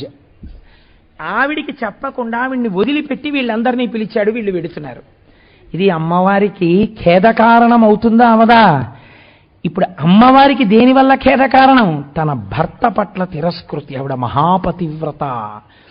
ఆవిడికి ఇప్పటి వరకు తెలియదు తన తండ్రికి శివుడికి సత్రయాగంలో ఈ రకమైనటువంటి మాటలు జరిగాయన్న విషయం తెలియదు ఆవిడికి. ఎందుకు తెలియదు? నందీశ్వరుడు చెప్పలేదు, శంకరుడు చెప్పలేదు. శంకరుడు చెప్పలేదంటే అప్పటికప్పుడే మర్చిపోయాడు తప్ప, చూసావా మీ నాన్నగారు ఏం చేశారో అని వచ్చి చెప్పలేదు. అలా చెప్తే బ్రహ్మజ్ఞాని ఎందుకు అవుతాడండి? శంకరుడు ఎందుకు అవుతాడు? కాబట్టి ఆయన ఆ మాట చెప్పలేదు. ఇప్పుడు ఆవిడ పైకి చూస్తే తనరారు నవరత్న తటంక రోచులు చెక్కుటద్దములతో చెలిమిచేయ మహనీయ తపనీయ మయపద కజ్జుతల అంశభాగంబుల నవరింప అనంచిత చీనీ చీనాంబర ప్రభలతో మేఖలాకాంతులు మెలమాడ చెంచల సారంగ చారు విలోచన ప్రభలు నల్దిక్కుల బ్రబ్బికొనగా మించు వేడుక భర్తృ సమేతముగను మనితములైన విమానయానలగుచు ఆకాశపథమున అరుగుచున్న కచర గంధర్వ కిన్న రంగనల చూచి చక్కటి పట్టుబట్టలు కట్టుకున్నారు, మంచి మంచి నగలు పెట్టుకున్నారు, మంచి మంచి జవ్వాజీ మొదలైన సుగంధ పరిమళాలు ఒంటి నిండా వెదజల్లుతున్నారు. భర్తలతో కలిసి ఎవరెవరు వెడుతున్నారు? ఋషులు, గంధర్వులు, కేచరులు, కిన్నెరులు, కింపురుషులు అందరూ వెళ్ళిపోతున్నారు యాగానికి. వీళ్ళందరూ వెడుతున్నారే, ఇంత సంతోషంగా వెడుతున్నారే, వీళ్ళందరూ వెళ్ళిపోయేటప్పుడు ఇలా చూసి ఈవిడ్ని మాత్రం పిలవలేదు అని అనరా? ఆడపిల్ల ఏం కోరుకుంటుంది అంటే ఆడపిల్ల రెండిటిని కోరుతుందిట ఎప్పుడూ కూడా. శాస్త్రం ఎంత గొప్పగా మాట్లాడిందండి. తన పుట్టింటికి వెళ్ళినప్పుడు పరాయి పిల్లలా ఉండాలని కోరుకోదట. పుట్టింటికి వెళ్ళేటప్పటికీ అక్కడ ఉన్నటువంటి వైభోగము తన భోగమే అని అనుభవించాలని కోరుకుంటుందిట. అంతే తప్ప ఇక్కడ కూర్చుంటే ఏమన్నా మా నాన్నగారు ఏమైనా అంటారేమో, మా అమ్మ ఏమైనా అంటుందేమో, ఇప్పుడు నన్ను పంపించేశారు కదా అత్తారింటికి, ఏమో గబుక్కన అన్నయ్య ఏమంటాడో, వదిన ఏమంటుందో అన్న భావన ఆడపిల్లకి ఉండరాదు. ఆడపిల్ల పుట్టింటికి వస్తే చక్కగా పుట్టింటి భోగాన్ని, ఇది మర్యాద. ఆడపిల్ల తిన్నగా ఇంట్లోకి వెళ్ళాలి, తీసుకెళ్ళాలి అన్నదమ్ములు, తీసుకెళ్ళి చక్కగా ఎక్కడ పడితే అక్కడ కూర్చొని ప్రేమగా మాట్లాడి రావాలి. రెండు, నువ్వు ఏమీ చెయ్యక్కర్లేదు. మూడు చెప్పింది శాస్త్రం. ఒకటి, నీకు కలిగితే ఒక బట్ట పెట్టు, నీకు అంత బట్ట కూడా నువ్వు పెట్టలేకపోతే 4 మంచి మాటలు మాట్లాడు. ఇంటికొచ్చిన ఆడపిల్ల కంట నీరు వచ్చేటట్టుగా మాత్రం మాట్లాడకెప్పుడు. 3, ఇంటికొచ్చిన ఆడపిల్లతో పోనీ నీకు 4 మాటలు మాట్లాడడం కూడా ఇష్టం లేకపోతే కూర్చుని ఆ అమ్మాయి లేచి అన్నయ్య వెళ్ళొస్తానంటే అమ్మా ఉండు పసుపు కుంకాలు తీసుకుని విడుదుగానివని మాత్రం అను. ఆ మాట కూడా అనకుండా మాత్రం మౌనం వహించకు, పాడైపోతావని చెప్పింది. భాగవతంలో ఉందండి శీసపద్యం. అబలల అక్క చెల్లెండ్రను ఆదరించుటో, చీరలు సారెలిచ్చుటో, మంచి మాటలు మాట్లాడుటయో ఇవి అన్నదమ్ములకి తెలిసి ఉండాలి అని. కాబట్టి ఇంతమందికి సత్కారాలు, కడుపున పుట్టిన దానికి లేదు సత్కారం. ఏమి సంస్కారం అండి ఇంకా తల్లిదండ్రులది? ఏమి సంస్కారం ఆ దక్ష ప్రజాపతిది? కాబట్టి వీళ్ళందరూ వెళ్ళిపోతున్నారు. నారదుడు గమనించాడు ఆవిడ ఆవేదన. తల్లి, నీకు తెలియని విషయం కాదు, కానీ చెప్పకపోతే నాది దోషం అయిపోతుందమ్మా, నేను చెప్తానని వచ్చాడు. వచ్చి ఆయన అన్నాడు, తల్లి, మీ జనకుండు దక్షుడు మదాంధ ప్రేరిత స్వాంతుండై పుల్లాంభోజదలాక్షితత్వము తలంపన్ లేక విల్వెట్టి శోభల్లం దక్కిన భూరిదేవగణముల్ పిల్పించి దుర్యాగమున్ సమకట్టెనాడిదే మిముంచింతింపడెంతేనియున్. అమ్మా దక్ష ప్రజాపతి, నీ జనకుడు ఇవాళ ఒక యాగం చేస్తున్నాడు. ఎటువంటి యాగమో తెలుసా? మదాంధ ప్రేరిత స్వాంతుండై, మదం చేత అంధుడైపోయాడు. ఎవరికి ఏ గౌరవం ఇవ్వాలో తెలుసుకోని బతుకుతున్నాడు నీ తండ్రి. పుల్లాంబోజదలాక్షితత్వము తలంపన్ లేక, నీ కన్నులెప్పుడూ ఇలాగే నవ్వుతూ నల్లగా ఉండాలన్న విషయాన్ని గుర్తించలేకపోతున్నాడు. ఇంటి ఆడపిల్ల బాధ పుట్టింటిని కట్టి కుంపుతుందని తెలుసుకోలేకపోయాడు. తెలుసుకోలేక ప్రవర్తిస్తున్నాడమ్మా. వెల్వెట్టి మిగిలిన వాళ్ళందరినీ పిలిచి మిమ్మల్ని వదిలేస్తే ఏం శోభ ఉంటుందమ్మా దిక్కుమాలిన యాగానికి? శోభిల్లం దక్కిన భూరిదేవగణముల్ పిలిపించి చాలా మందిని పిలిచాడమ్మా. దుర్యాగమున్ సమకట్టెనాడిదే, ఒక దుర్యాగం చేస్తున్నాడు. మిముంచింతింపడింతేనియున్, మీ గురించి ఆలోచన కూడా చెయ్యట్లేదు. కనీసం మనం పిలవలేదన్న విషయం జ్ఞాపకంలో లేదు. చాలా పెద్ద తప్పు చేశాడమ్మా దక్షుడు. నారదుడు ఈ మాట చెప్పాడు. పార్వతీదేవి నారదుడు ఈ మాట చెప్పాడు, ఆవిడ ఏమీ అనలేదు నారదుడితోటి. ఇది ఆడపిల్లగా తన మర్యాద నిలబెట్టింది. తన కన్నవాళ్ళని వేరొకరు చెప్పినా వేరొకరి ముందు నిందింపరాదు. కాబట్టి ఆవిడ ఏమీ అనలేదు. నారదుడు వెళ్ళిపోయాడు. తనలో తాను ఆలోచిస్తోందట పార్వతీదేవి. చదువులు పెక్కులు చదివియు మది మదిమయి నుండి నేడు మలహరు వెలిగానిది ఏల చేయతొడగెను మదముననివగచు బదురు మదిలో బెడగున్. మా నాన్న ప్రజాపతి, ఎంత చదువు చదివి ఏం ప్రయోజనం, బూడిదిలో పోసిన పన్నీరు. బ్రహ్మగారి పుత్రుడు, ఎన్ని పదవులుంటే ఎవడికి కావాలి, ఎంత చదువుకుంటే ఎవడికి కావాలి, ఎంత తెలిస్తే ఎవడికి కావాలి. మా నాన్న ఇవాళ మదించి ఉన్నాడు, చేరాని పనిని తన విద్యతో చేస్తున్నాడు ఇవాళ. ఇప్పుడు నేను మా నాన్నకి పాఠం చెప్పేంత దాన్ని కాకూడదు, ఒక కూతుర్ని కాబట్టి, కానీ నా భర్తకే అవమానం చెయ్యాలని చూస్తున్నాడు. ఇప్పుడు నేను ఏం చెయ్యాలి? ఇప్పుడు నేను ఏదో ఒక నిర్ణయం తీసుకున్నప్పుడు ఆవిడ మనస్సు ఎప్పుడు ఎటుమొగ్గుతుంది? సనాతన ధర్మమునందున్న స్త్రీగా మహాపతివ్రతగా మాట్లాడుతోంది తల్లి, శంభుడి వైపు మొగ్గు. ఎందుకని? ఆయన ఎందు ఏ దోషం ఉందని మీరు చెప్తారు? కాబట్టి మా నాన్న చేసినటువంటి ఈ దుష్కృత్యాన్ని నేను ఇప్పుడు ఎలా పరిష్కరించాలి? చెప్పిన తప్పు వచ్చునుకో, చెప్పకయున్నను తప్పు వచ్చునో. నాన్న ఇది తప్పు కదా, అదేంటి మీరు మీ అల్లుడి గారిని పిలవకుండా యాగం చేయడం అంటే? సర్లే నువ్వు చెప్పావు కాబట్టి, ఇంకా నువ్వు బాధపడుతున్నావు కాబట్టి ఒకసారి పిలుస్తానని చెప్పి పిలిస్తే, ఇది మా ఆయనకి తెలిస్తే, అంటే నువ్వు చెప్పి పిలిపించావా నన్ను, ఇదే మర్యాద అని రేపు నన్ను అడిగితే, చెప్పకుండా ఉంటే రేపు పొద్దున్న ఆయన రుద్రుడైతే, చూశావా మీ నాన్న అని నన్ను అంటే, ఎందుకు వచ్చిన చదువు, ఎందుకు వచ్చిన వినయం లేని సంస్కారం? ఇది మీకు నేను మొట్టమొదట్లో చెప్పిన ఉపోద్ఘాతం. కనుక తప్పు తొలంగరాని యది దారుణమెమ్మెయినాధు చేతనే ఎప్పుననైనయుండెదను యొప్పమినైనను నిర్వహించదన్ తప్పిక భిన్న బుద్ధియగు దాననచున్ మది నిశ్చయంబుతోన్. ఇది పోనీ శివుడికి చెప్పాలా? ఇలా యాగం చేస్తున్నాడు మా నాన్నని చెప్పకుండా ఉండాలా అని వితర్కం చేసుకొని లోపల, ఇవాళ నేను వెళ్ళి దక్షుడు చేస్తున్నటువంటి యజ్ఞం గురించి చెప్పి వెడతాను అని అంటే శంకరుడు ఏమంటాడో తెలియని దానను కాను. వాళ్ళిద్దరిది ఒక్కటే మనస్సు. కానీ నేను విభేదించవలసిన అవసరము ఏర్పడుతోంది వాళ్ళ శంకరుడితో. శంకరుడు వద్దన్న పని నేను చెయ్యవలసి వస్తుంది. ఎందుకు చెయ్యవలసి వస్తుంది అంటే, ఇదే వేదం చెప్పింది. అమ్మవారికి 2 బిరుదునామాలు మీకు ఎప్పుడూ చెప్తుంటాను నేను. రుద్రస్య భేషజీ, లోకస్య భేషజీ. ఇప్పుడు లోకమంతా తప్పు చేసింది. దక్షుడు నిరీశ్వర యాగము చేయనే రాదు. ఎవ్వరూ ఈ మాట చెప్పలేదు. ఎవడి తాపత్రయం వాడు పడ్డాడు. మన్ని పిలిస్తే వెళ్ళకపోతే ఎందుకు వచ్చిన గొడవని అందరూ అక్కడ చేరారు. కాబట్టి ఇప్పుడు అందరికీ బుద్ధి చెప్పాలి, వెళ్ళిన వాళ్ళందరికీ బుద్ధి చెప్పాలి. శంకరుడి పట్ల అమర్యాద ఏ స్థితికి వెడుతుందో చూపించాలి. ఆయన మహాజ్ఞాని. ఆయన ఏమంటాడంటే, నీకెందుకు అక్కడికి వెళ్ళడం అసలు అంటాడు. కానీ నేను ఇప్పుడు అక్కడికి వెడితే శివుణ్ణి రుద్రుణ్ణి చేస్తాను, కోపం వచ్చేట్టు చేస్తాను. కోపం వచ్చిన రుద్రుడు శిక్ష వేస్తాడు. శిక్ష వేస్తే లోకానికి దెబ్బ తగులుతుంది. తిన్న తర్వాత వీపులు వాచిపోతాయి ఒక్కొక్కడికి. వాచిపోయిన తర్వాత ఏడుస్తారు. ఏడిచిన తర్వాత నేనేం చేయాలి? మళ్ళీ రుద్రుణ్ణి ఏం చేయాలి? రుద్రస్య భేషజీ, శివుణ్ణి చెయ్యాలి. అప్పుడు ఏం చేయాలి? మళ్ళీ నేనే ఆయన పక్కకి భార్యగా వెళ్ళాలి. కాబట్టి మేనకాహిమవంతులకి కుమార్తెగా పుట్టాలి. పుట్టి పార్వతీ కళ్యాణమై ఆయన పక్కకి వెళ్ళాలి. వెళ్ళి కుమారస్వామిని కనాలి. కానీ ఏం చెయ్యాలి? మళ్ళీ అప్పుడు తప్పు చేస్తారు, అప్పుడు లెంపకాయ కొట్టించాలి. మళ్ళీ ఏం చేయాలి? అదే కుమారస్వామితో తారకాసుర సంహారం చేసి లోకాన్ని కాపాడాలి. ఎప్పుడెప్పుడు అవసరమో అప్పుడు శివుణ్ణి రుద్రుణ్ణి చెయ్యాలి, మళ్ళీ శివుణ్ణి చెయ్యాలి. కాముడి విషయంలో చెయ్యాలి, కాలుడి విషయంలో చెయ్యాలి, లోకం విషయంలో చెయ్యాలి. అవసరమైతే హాలాహల భక్షణం చేయించాలి ఆయనతో.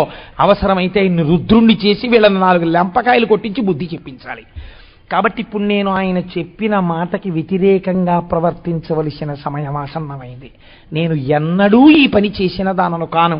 కానీ నా చేత నా తండ్రి ఇవాళ ఈ పని చేయిస్తున్నాడు. కాబట్టి ఇప్పుడు దక్షుడు చేసినటువంటి పని, ఆయన యొక్క ఉన్మత్తత, ఆయన యొక్క మదం, ఆయన యొక్క అహంకారం ఏ స్థితికి వెళ్ళిందో చూడండి. అసలు లోకంలో ఎన్నడూ 2 కాకుండా 1గా ఉండేటటువంటి పార్వతీ పరమేశ్వరుల యొక్క మనస్సులో పార్వతీదేవి ఇవాళ నేను శంకరుడి దగ్గరికి వెళ్ళినప్పుడు శంకరుడు చెప్పినటువంటి మాట కాదని వేరొక రకంగా ప్రవర్తించి లోకమునకు పాఠం చెప్పించడం కోసమని శంకరుడు వద్దన్నా పార్వతి చేసిందన్నా నిలబడవలసిన సమయం నాకు ఆసన్నమైంది ఈ ధూర్తుడి వలన. ఇది ఆయన దిక్కుమాలిన కోపం, దిక్కుమాలిన మదం ఇంత దూరం వెళ్ళిపోయింది. అందుకే ఒక వయస్సు వచ్చేసిన తర్వాత పట్టు విడుపు ఉండాలి. అందుకే మనం ఎప్పుడో మాట అంటాం, పట్టు విడుపు ఉండాలండి అంటాం. సనాతన ధర్మమునందు ఈ మాట చాలా గొప్పది. పట్టుకోవడం విడవడం కోసమే. నేను మాట తరచు చెప్తూ ఉంటాను. దూదిని కట్టవలసి వస్తే ఏం చేస్తారంటే ముందు దూదిని అంతటినీ తీసుకొచ్చి తాళ్లతో కడతారు. ఈ కట్టు ఎందుకో తెలుసా అండి? వదిలేయడానికి. ఈ దూది బేల్ తీసుకెళ్లి మెషిన్ మీదకి ఎక్కిస్తారు. ఎక్కిస్తే మెషిన్ ఏం చేస్తుందంటే గట్టిగా నొక్కేస్తుంది. నొక్కేస్తే ఈ కట్టిన తాళ్ళు వదిలేస్తాయి. బాగా నొక్కేసింది కదండి. మరి ఇప్పుడు ఐరన్ బీడింగ్ వేసేస్తుంది. ఇలాగా వేసేసి నొక్కేస్తుంది.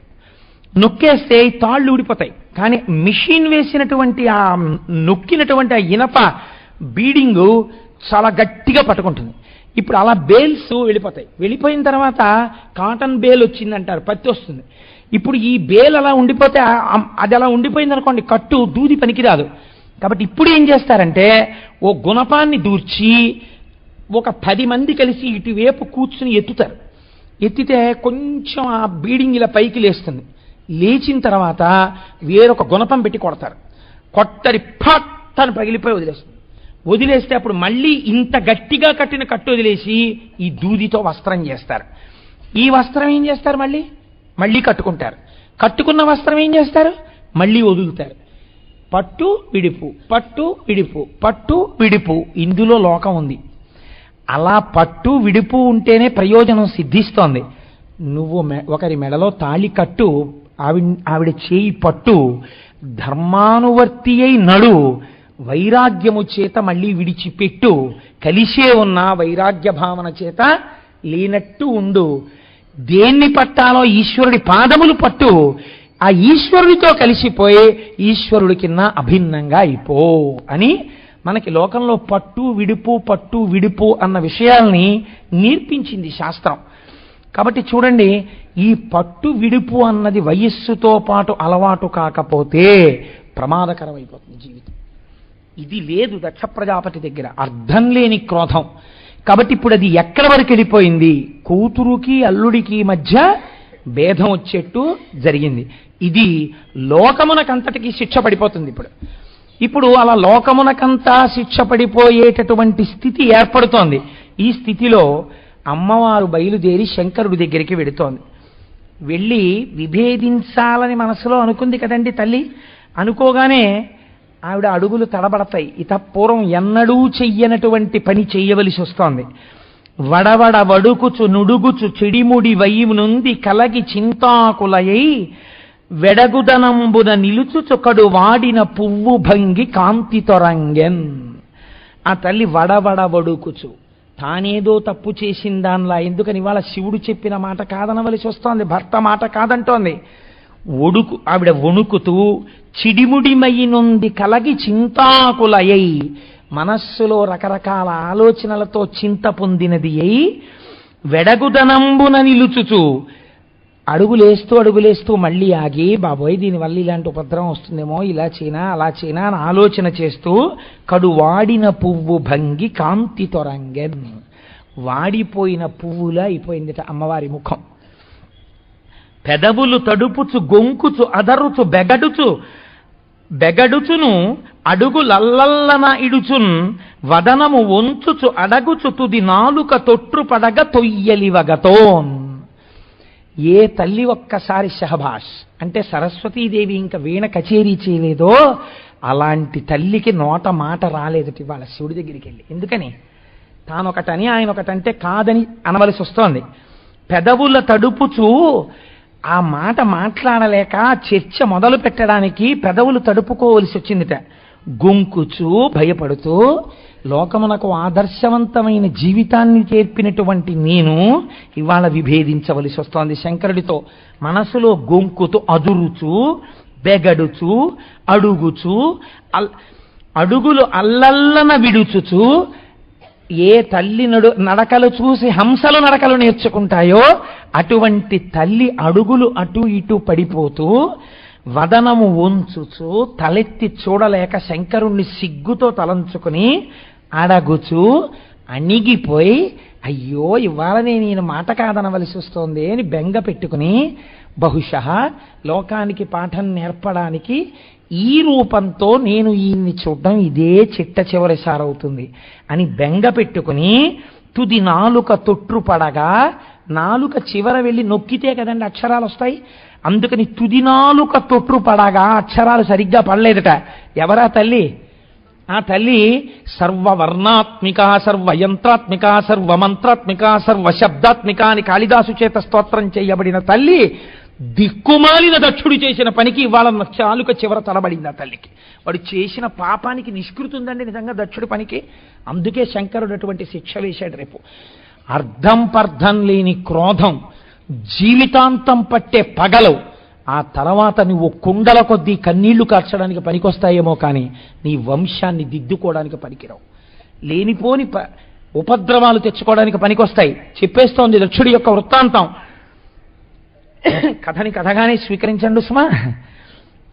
తుది నాలుక తొట్టుపడగ తొయ్యలివగతోన్, ఆ నాలుక యొక్క చివరి భాగం తొట్టుపడిపోతూ ఉండగా తల్లి శంకరుడి దగ్గరికి వెళ్ళి నిలబడింది. మాట్లాడేటప్పుడు ముందు ఆయన్ని మభ్యపెట్టే ప్రయత్నం చెయ్యదు. మహాతల్లి ఆవిడ మహాపతివ్రత. తన కడుపులో బాధంతా తన భర్తకి జరిగిన అమర్యాదకి. కాబట్టి ఆవిడంది, కరకంఠ మిమ్ము పిలవక తెరగించుకలేక మిమ్ము తెలియక దక్షుండరిబురి యాగము చేయుచు మెరయుచునున్నాడు రాజమిహిరగ్నక్ష. తండ్రి మహానుభావ శంకర, మిమ్మల్ని పిలవలేదు, మీకు కనీసం చెప్పలేదు, మీరెవరో తెలుసుకోలేదు. తెలుసుకోకుండా తన తండ్రిని పిలవలేదు, మా నాన్నగారం లేదు, పేరు పెట్టి పిలిచింది. ఒక కూతురు తండ్రిని పేరు పెట్టి పిలిచింది అనుకోండి, అంతకన్నా అమర్యాద ఇంకోట్లేదు. పెద్దల సమక్షంలో భర్త సమక్షంలో వెళ్ళి ఆ కోటేశ్వరరావు అండి అందనుకోండి నా కూతురు, ఆనాడు నేను బతికి చచ్చిపోయిన వాడితో సమానం. ఎందుకని? అంత అమర్యాద ఏదో జరిగిందనమాట నా నడువడిలో. మా నాన్నగారనే నా కూతురు జీవితాంతం, నా జీవితాంతం అనాలి అంటే నేను మర్యాదతో కూడిన నడువడి ఉన్నవాడనని గుర్తు. కాబట్టి పార్వతీదేవి ఒక అనరాని మాట అనేసింది. ఇప్పుడు ఆ దక్షుడు అంది పేరు పెట్టి పిలిచింది. వాడు మర్యాదాతిక్రమణం చేశాడు, మీకు చెప్పకుండా యాగం చేస్తున్నాడు, మీరు లేని యాగం చేస్తున్నాడు, మీకు హవిస్సులు లేని యాగం చేస్తున్నాడు. నాథ, అయితే చిత్రం ఏమిటో తెలుసా? ఇందుకు నేను ఎడుతున్నది ఈ లోకానికంతటికీ బుద్ధి చెప్పాలి. చెప్పవలసిన వాళ్ళు చెప్పకుండా వెళ్ళారు, కాబట్టి వీళ్ళందరికీ శిక్ష వేయడానికి నేను ఎడుతున్నాను శక్తి రూపంగా. ఇది పైకి చెప్పదు, ఎంత అందంగా చెప్తోందో చూడండి. శచీమన కమలనాథుడు, కిన్నెరనాథుడు, రమానాథుడు, భారతీ హృదయనాథుడు, పంకజనాథుడు, జగన్నాథ దురాత్మనోమునకు నందము పొందుచుబోయినారు. ఉమానాథ, సురాధినాథ, దిననాథ, భుజంగమనాథ వందిత. ఎంతమందికి తన భర్తనాథుడో చెప్పుకుని పొంగిపోతోంది ఆవిడ. మా నాన్నకి తెలియదేమో నువ్వెంత గొప్పవాడివో, నాకు తెలుసు తండ్రి నువ్వెంతటి వాడివో. ఇది ఒక భర్తకి సత్కారం. తన భార్య మనస్సులో ఇంతటి స్థానాన్ని ఒక భర్త పొందడం కన్నా సమ్మానం ఏముందండి? లోకము చేత ఎంత పూజింపబడినా మీరెంత అన్న భార్య కొంచెం కష్టమే కదా భర్తకి. ఎంత గొప్పగా మాట్లాడింది చూడండి. నాథ, ఓ భర్త, శచీమన కమలనాథుడు, వీటికి నేను వివరణలు చెయ్యక్కర్లేదు, కిన్నెరనాథుడు, రమానాథుడు, భారతీ హృదయనాథుడు, పంకజనాథుడు, వీళ్ళందరూ నాథులన్ని పేర్లున్న వాళ్ళు వెళ్ళారు. కానీ అసలు జగత్స్వరూపంలో ఉన్న వీళ్ళందరికీ నాథుడవు నీవు జగన్నాథ, నిన్ను వదిలేడు. దురాత్మనోమునకు నందము పొందుచుబోయినారు. ఇప్పుడు దక్షుడి పేరు కూడా తీసేసింది, ఇంకో మెట్టు పైకెక్కింది ఆవిడ కోపం. దురాత్ముడు, దుష్టుడైన వాడి యాగానికి సంతోషంగా వెళ్ళారు వీళ్ళందరూ. ఉమానాథ, సురాధినాథ, నా నాథుడివి నువ్వు. ఇది ఆవిడ గొప్ప. ఎంతమందికి ఎవరి నాథులు అక్కడికి వెళితే నాకెందుకు, నా నాథుడవు, నిన్ను పిలవలేదు కాబట్టి ఆ యాగం జరగడానికి వీల్లేదు. ఇది ఆవిడ కడుపులో బాధ. ఉమానాథ, సురాధినాథ, దిననాథ, భుజంగమనాథ వందిత. ఇంతమంది చేత నమస్కరింపబడేవాడా, వాళ్ళు ఎడితే మాత్రం నీకు వచ్చిన లోటు ఏమిటయ్యా అన్నట్టుగా చెప్పి, ఎంత తప్పు చేశారో చూసావా వీళ్ళందరూ వెళ్ళారు అని ఇప్పుడు నటన ప్రారంభం చేసింది. ఇప్పుడంది శంకర, చూశారా ఇంతమంది వెళ్ళారు కదా మా నాన్న యాగం చేస్తున్నారని, కావున ఆ యజ్ఞమునకు ఈ విభుదగణంబులర్ధి ఏగెదరదిగో దేవా మనమిప్పుడచటికి పోవలను వేట్క నాకు పుట్టెడు అభవా. వీళ్ళందరూ ఎందుకు వెళ్ళారనుకుంటున్నారు? ఈ వెళ్ళిన వాళ్ళందరూ కావున ఆ యజ్ఞమునకు ఈ విభుదగణంబులర్ధి ఏగెదరదిగో, వీళ్ళకేవో కోరికలు ఉన్నాయి అక్కడ తీర్చుకోవడానికి వెళ్ళారు, అక్కడ ఆయన ఇచ్చి పుచ్చుకోవడానికి వెళ్ళారు తప్ప వాళ్ళందరికీ ఇంకో కారణం ఉందనుకుంటున్నారా? ఆయన ఏదో సన్మానం చేస్తాడని వెళ్ళారు. ఈశ్వర, ఇంతమంది వెళ్ళారు కదా, నాకు కూడా వెళ్ళాలనుంది, నాకు కూడా వెళ్ళాలనుంది అంటే మీతో కలిసి వెళ్ళాలనుంది. కాబట్టి దేవా మనం ఇప్పుడు అసటికి పోవెలనను వేట్క నాకు పుట్టెడు నభవ, మన ఇద్దరం కలిసి నాకు అక్కడికి వెళ్ళాలన్న కోరిక పుట్టింది అభవ, నా కోరిక తీర్చరా. ఆ యజ్ఞము కనుగొనగా నాయనుజలు భక్తి ప్రాణ నాథులతోడన్ బాయక వత్తురు, మనమున్ పోయిన నే వారిన చట పొడగనగల్గున్. శంకరుడికి ఎలా అడగాలో అలా అడుగుతోంది. నా చెల్లెళ్ళున్నారే, ఆ చెల్లెళ్ళందరూ వాళ్ళ భర్తలతో కలిసి వెళ్ళుంటారు. ఇప్పుడు నేను ఆ యాగానికి వెడితే మా చెల్లెళ్ళందరిళ్ళకి వెళ్ళడం అంటే మనకి ఖాళీ ఉండదు కదా. ఒక్కసారి వెళ్ళామనుకోండి ఈ ఉత్సవానికి, అక్కడ మా చెల్లెళ్ళందరూ మా మరుదులతో వస్తారు, ఓసారి అందరినీ చూసి వచ్చినట్టుంటుంది, నాకు సంతోషంగా ఉంటుంది కదా. ఆడపిల్ల మనస్సు ఎలా ఉంటుందో, ఆడపిల్ల ఎలా మాట్లాడుతుందో అలా మాట్లాడిందండి నిజంగా తల్లి ఆ రోజున. ఇవి మీకు ప్రతి ఇంటిలో వినబడే మాటలు. పెద్దవాళ్ళు అయిపోయారు కదా, వాళ్ళిద్దరూ పీటల మీద కూర్చుని అగ్నిహోత్రంలో హవిస్సు వేస్తుంటే, ఋషులు మంత్రాలు చెప్తుంటే, అగ్నికీలలు ఇలా పైకొస్తుంటే, మా చెల్లెళ్ళందరూ గబగబా సాధారణంగా పెళ్లిపీటల మీద అన్నదమ్ముడు కూర్చుంటే వదినగారులు ఉండరు పక్కన. తోడపుట్టిన ప్రేమ ఆడపిల్లలు వెనకాతల కూర్చుని వాళ్లే బుగ్గం చుక్క దిద్దుతారు, వాళ్లే ఆ జీలకర్ర బెల్లం సిద్ధం చేస్తారు. మా తమ్ముడు మా అన్నయ్య అని పాప వీడియో ఫోటోల్లో వెనకాల నించుంటారు. ఎంత పిచ్చి ప్రేమో, హారతిస్తారు. 50 రూపాయలు హారతి పళ్ళెంలో వేస్తే 5 కోట్ల రూపాయల కానుకని మడిచి పెట్టుకుని ఎంతో జాగ్రత్తగా మా అన్నయ్య ఇచ్చాడు, మా అన్నయ్య ఇచ్చాడని పొంగిపోతారు. మా అమ్మగారు పెట్టారండి, మా అమ్మగారు పెట్టారని. ఎంత పిచ్చి ఆడపిల్లలో నిజంగా. కాబట్టి అలాగే మాట్లాడింది పార్వతీదేవి. మా అమ్మ నాన్నగారు యాగం చేస్తుంటే అగ్నిహోత్రం ఇలా వెలుగుతుంటే మా చెల్లెళ్ళందరూ వెనకాతలు నిలబడి అవి ఇవి అందిస్తూ ఉంటారు కదా, అలా అందిస్తున్నప్పుడు మా మరుదులందరూ కూర్చుంటారు. మీరు ఒక్కరు రాకపోతే ఏం బాగుంటుంది, మీరు అందరూ చక్కగా అలా కూర్చుంటే, అందులో మీరు పెద్దల్లుడు ఇంటికి మీరు అలా కూర్చుంటే నేను వాళ్ళతో కలిసి మా అమ్మ నాన్నగారి వెనకాతలు నించోవాలనుంది, మీరు రారా. ఎంత బతిమాలిందండి. ఏ ధూర్తుడి చేష్టితం వల్ల వచ్చిందండి అగత్యం. వాడొక్క మాట, ఒక్క పిలుపు. ఇవాల్టికి ఇలాంటి పాషాణ హృదయాలు లోకంలో ఉన్నాయి. ఏమి క్రోధాలో, ఎప్పుడో జరిగిన విషయాలు చెప్తారు. చెప్పి కూతుర్ని అల్లుడిని పిలవరు, వాళ్ళని వదిలేశామండి, వాళ్ళని పిలవమండి. నీ సంస్కారం బయటపడింది. కూతురు అల్లుడు పసిపిల్లలు, వాళ్ళ మీద నీ కోపం ఏమిటి? వాళ్ళకి బుద్ధి చెప్పాలి. నీ కర్తవ్యనిష్ట నీకు ఉండాలి. నీ కర్తవ్యనిష్ట ఏమైపోయింది? బూడిదలో పడిపోయిందా? కాబట్టి నాకు వెళ్ళాలనుంది రారా అని అడిగింది ఆవిడ. అడుగుతూ నాకు చాలా ఆశ్చర్యకరంగా అనిపించేటటువంటి పద్యం అండి పార్వతీదేవిది. నిజంగా నాకు ఈ పద్యం చదువుతున్నప్పుడు ఎన్నోసార్లు, నేను గొప్పకి చెప్పుకోవట్లేదు, మీరు నమ్మండి నమ్మకపోండి, నా కళ్ళ నీరు చిప్పిల్లింది ఈ పద్యం చదివేటప్పుడు. ఎలా మాట్లాడింది ఆవిడ అని. ఆవిడ తన కంటి చూపు యొక్క చివరి చేత లోకములనన్నింటినీ పాలించగలిగిన తల్లి. ఉన్మేష నిమిషోత్పన్న విపన్న భువనావళి, కనురెప్ప మూస్తే లోకాలను లయం చెయ్యగలిగిన తల్లి. ఎంత గొప్పదైనా పుట్టింటికొచ్చిన ఆడపిల్ల ఏం కోరుకుంటుందో చెప్పింది చూడండి. జనకుని ముఖమున కర్ధింజన నీతో బరిబర్హ సన్నికముల చేదనరిన భూషణముల గైకొన వేట్క జనించే ఈశా కుజన వినాశ. మీతో కలిసి నేను వెళ్ళినప్పుడు మఖం అంటే ఆ యాగం అంతా అయిపోయిన తర్వాత బట్టలు పెట్టేటప్పుడు ముందు పూజనీయులు ఇంటికి కూతురు అల్లుడు కనుక వాళ్ళని గౌరవించాలి. కూతుర్ని అల్లుడిని, అందులో మీరు పెద్ద అల్లుడు కదా, నేను పెద్ద కూతుర్ని కదా, మన ఇద్దరిని కూర్చోపెట్టి నాకు మా నాన్నగారు చీర పెట్టి మీకో పంచి పెట్టి మన ఇద్దరికీ కానుకలు ఇస్తుంటే మనం ఆ కానుక ఇలా పుచ్చుకున్నప్పుడు ఎంతో సంతోషం పొందాలని నాకు మనస్సులో ఉంది. ఏమి ఆశ్చర్యకరమైన విషయం అండి. ఇంతటి పార్వతీదేవి కూడా ఒకరికి పుత్రికగా పుడితే అలా సత్కరింపబడాలని కోరుకుందా అమ్మ. అందుకని మీరు నాతో రారా, ముదమున మఖోత్సవ విభూతి కనుంగొన దివ్యకామినుల్ పదవులు గట్టి భూషణ విభాసితులై నిజనాథయుక్తలై మద కలహంస పాండుర సమంచిత దివ్య విమానయానలై అదే చలుచున్నవారు కనుమభ్రపదంబున నీలకంధర. ఎంతమంది వెడుతున్నారో చూడండి భర్తలతో కలిసి. వాళ్ళందరూ ఆ దక్షుడికి అభిమానులు. కానీ ఆ ఇల్లు నా పుట్టిల్లు కదా, అందుకని చెప్పి వెళ్ళాలి కదా అనగా విను.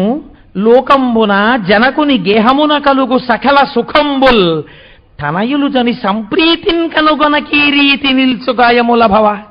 ఎంత గొప్ప మాట అందండి ఆ తల్లి. ఆడపిల్ల పెళ్ళైపోయిన తర్వాత ఇంటికి వస్తే ఆడపిల్ల కంట పడకూడదని, అమ్మ నేను తీసుకొస్తానులే చీర నీకంటే వద్దులే నువ్వు బీరువా తీకు అందనుకోండి ఆ తల్లి. ఎంత గాయపడుతుందో ఆడపిల్ల హృదయం. అంటే నేను ఇప్పుడు ఈ ఇంటికి దూరం అయిపోయానన్నమాట అనుకుంటుంది. ఆడపిల్లట స్వతంత్రంగా తిరగాలనుకుంటుందిట. అక్కడ పుట్టి అక్కడ ఆడుకుని అక్కడ పెరిగిన పిల్ల కదండి, అరమరిక చేసి దూరం చేస్తే సహించలేదట. స్వతంత్రంగా తిరగాలని ఉంటుంది కదా ఆడపిల్లకి. నాథా అందుకని అలా ఒక్కసారి పుట్టింట్లో తిరగాలనుంది. ఇప్పుడుంది ఆ స్వేచ్ఛ ఆవిడికి. వాడు పలకరించడు దుష్టుడు. అయినా ఆవిడ ఒక ఆడపిల్లగా మాట్లాడుతోంది. ఏమంటారో శంకరుడు చూద్దాం అని. ఆవిడికి తెలుసు పిలవలేదని. కాబట్టి ఇప్పుడు అంటోంది, ఎంత ధర్మం చెప్పిందండి నిజంగా మహాతల్లి. అనయము పిలువకయుండన్ చన అనుచితమంటివేని జనక గురు సుహృత్ జననాయక గేహములకు చనుచుందురు పిలవకున్న సజ్జనులధిప. మన్ని పిలవలేదుగా పార్వతి, అల్లుణ్ణి పిలవాలిగా, మరి నన్ను ఆహ్వానించలేదుగా, పిలవని చోటుకి నేను వెళ్ళొచ్చా, అది దోషం అవుతుంది కదా అంటారేమో. 4 చోట్లకి పిలవకపోయినా వెళ్ళవచ్చు, శాస్త్రం అంగీకరించింది. సజ్జనులు ఆ 4 చోట్లకి వెడతారు పిలవకపోయినా. ఎక్కడెక్కడికి వెడతారు? జనక తండ్రి గారింటికి పిలిస్తేనే వెళ్ళాలని లేదు, పిలవకపోయినా వెళ్ళవచ్చు. గురువుగారి ఇంట్లో ఏదైనా గొప్ప ఉత్సవం జరుగుతుంటే గురువుగారు మనని పిలవలేదని ఆగకూడదు. గురువుగారింట్లో ఉత్సవం జరుగుతోందని తెలిస్తే వెళ్ళిపోవచ్చు గురువుగారింటికి. కాబట్టి గురు. అలాగే సుహృత్, మంచి స్నేహితుడు. ఏదో పొరపాటున చెప్పలేకపోయాడు, ఆగకూడదు. సుహృత్ అయితే నువ్వు వెళ్ళిపోవాలంతే, నన్ను పిలవలేదు అనకూడదు. అలాగే జననాయక, రాజుగారింట్లో రాజ్యమేలే రాజుగారింట్లో ఉత్సవం జరుగుతోంది, నిన్ను పిలవక్కర్లేదు, వెళ్ళవచ్చు. జననాయక గేహములకు చనుచుందురు పిలువకున్న సజ్జనులధిప. పిలవకపోయినా వెళ్ళిన వాడెవడో వాడు సజ్జనుడు. నన్ను పిలవలేదండి నేను వెళ్ళలేదన్నవాడు దుర్జనుడు. కాబట్టి వెళ్ళాలి, కాబట్టి వెళ్ళచ్చు, దోషం లేదు. పిలవలేదు అని మీరు పట్టించుకోవక్కర్లేదేమో, ఆలోచించండి అంది. అంటే శంకరుడు ఒక చిరునవ్వు నవ్వి అన్నాడు, మహానుభావుడు కదండి, ఏమి సంవాదం అండి ఇద్దరిది నిజంగా. ఆయన అన్నాడు, కళ్యాణి నీ మాట కడు నొప్పు బంధువుల్ పిలువకుండినను సంప్రీతి చనుదురంటివి, అది లెస్స. అయినను దేహాభిమాన మదమున అమర్షమునను కడగి ఆరోపిత ఘన కోప దృష్టులు కారేని పోదగు. కాని వినుము, వినుత విద్యా తపో విత్త వయో రూప కులములు సుజనులకును గుణంబులు.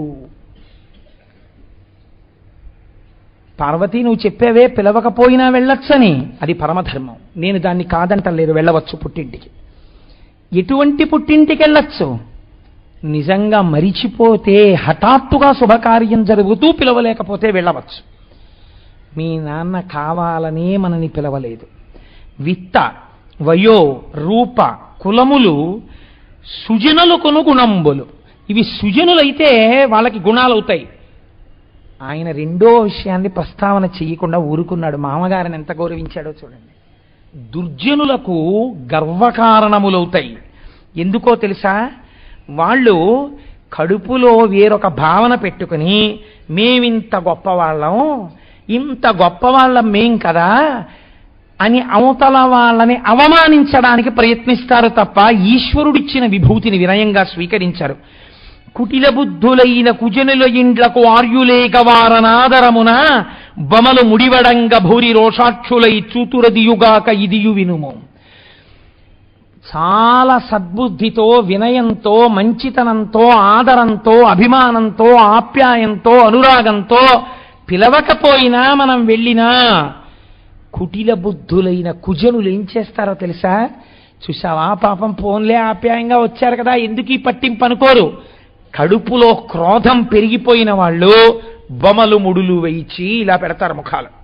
చూడగానే ఇలా ఉండవు కనుబొమలు, ప్రసన్నంగా ఉండరు, ఇలా ముడుచుకుని మిమ్మల్ని ఎవరు రమ్మన్నాడన్నట్టు చూస్తారు.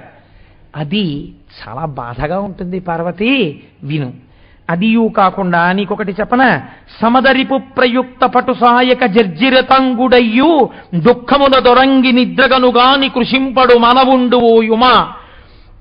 విను, ఇష్టబాంధవ దురుత్తులు మర్మములంటా నాట చిత్తంబున అహర్నిశంబు పరితాపమునుంది కృషించి చాట్పునన్.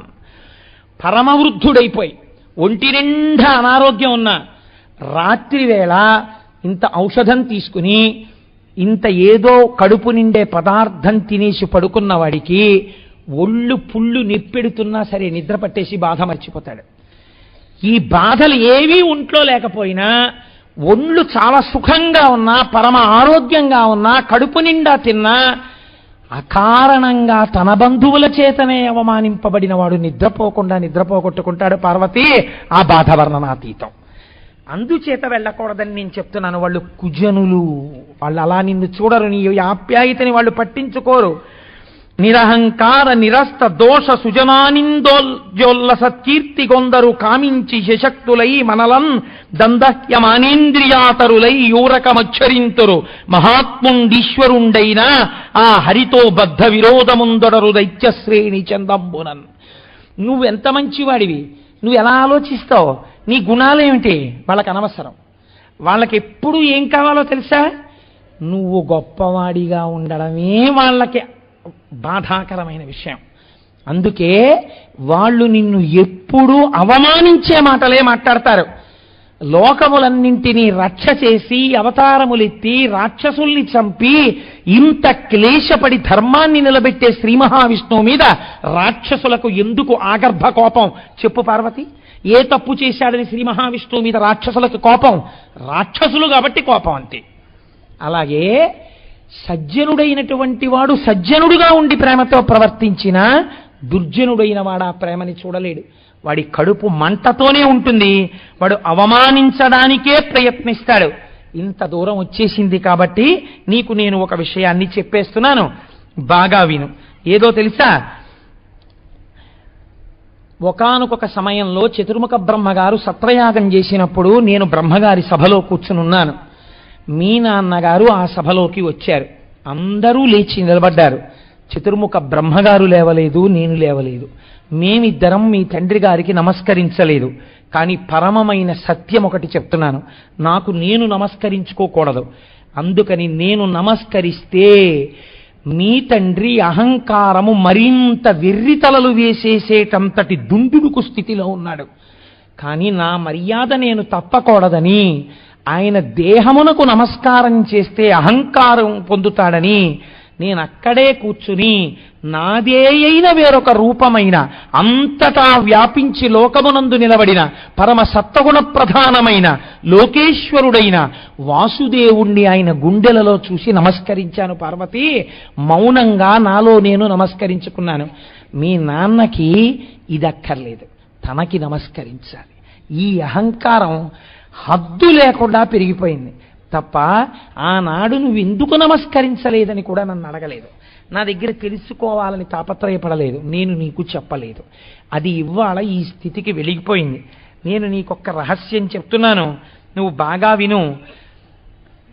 పుట్టినటువంటి పిల్లలందరిలోనూ మీ తండ్రికి నువ్వంటే చాలా ఇష్టం అయి ఉండొచ్చు, పెద్ద పిల్లవి కాబట్టి. కానీ ఇవాళ నువ్వు పుట్టింటికి వెళ్ళినప్పుడు మీ నాన్నకి నీ మీద ప్రేమ ఉండదు. కారణం ఏమిటో తెలుసా? ఒక్కటే కారణం, నీవు నా భార్య అవడమే. నేను నమస్కరించలేదు, ఇదొక్కటే పెట్టుకున్నాడు ఆయన తప్ప అసలు ఏ కారణానికి ఇలా జరిగిందన్నది ఆయన ఆలోచించలేదు. ఆయన చెప్పుకోలేదు శివుడు కాబట్టి. త్రిమూర్తులలో ఒకడైన శంకరుడు తనకి నమస్కరించాలని కోరుకోవడం ఏమిటండి? అర్థం ఉందా అసలు? ఏమైనా తన ప్రజాపతిత్యం ఏమైపోయింది? ఆ పాట ఆలోచన రావక్కర్లేదు. కాబట్టి పార్వతి, ఇప్పుడు కక్ష మీద ఉన్నాడు మీ తండ్రి.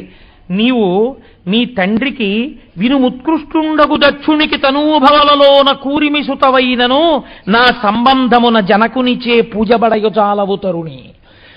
నాకు నువ్వు భార్యవైన కారణం చేత మీ తండ్రి నిన్ను పూజించడు. నువ్వు వెళ్ళగానే బొమలు ముడివేస్తాడు. నీ మనస్సు ఖేదపడేటట్టు మాట్లాడతాడు.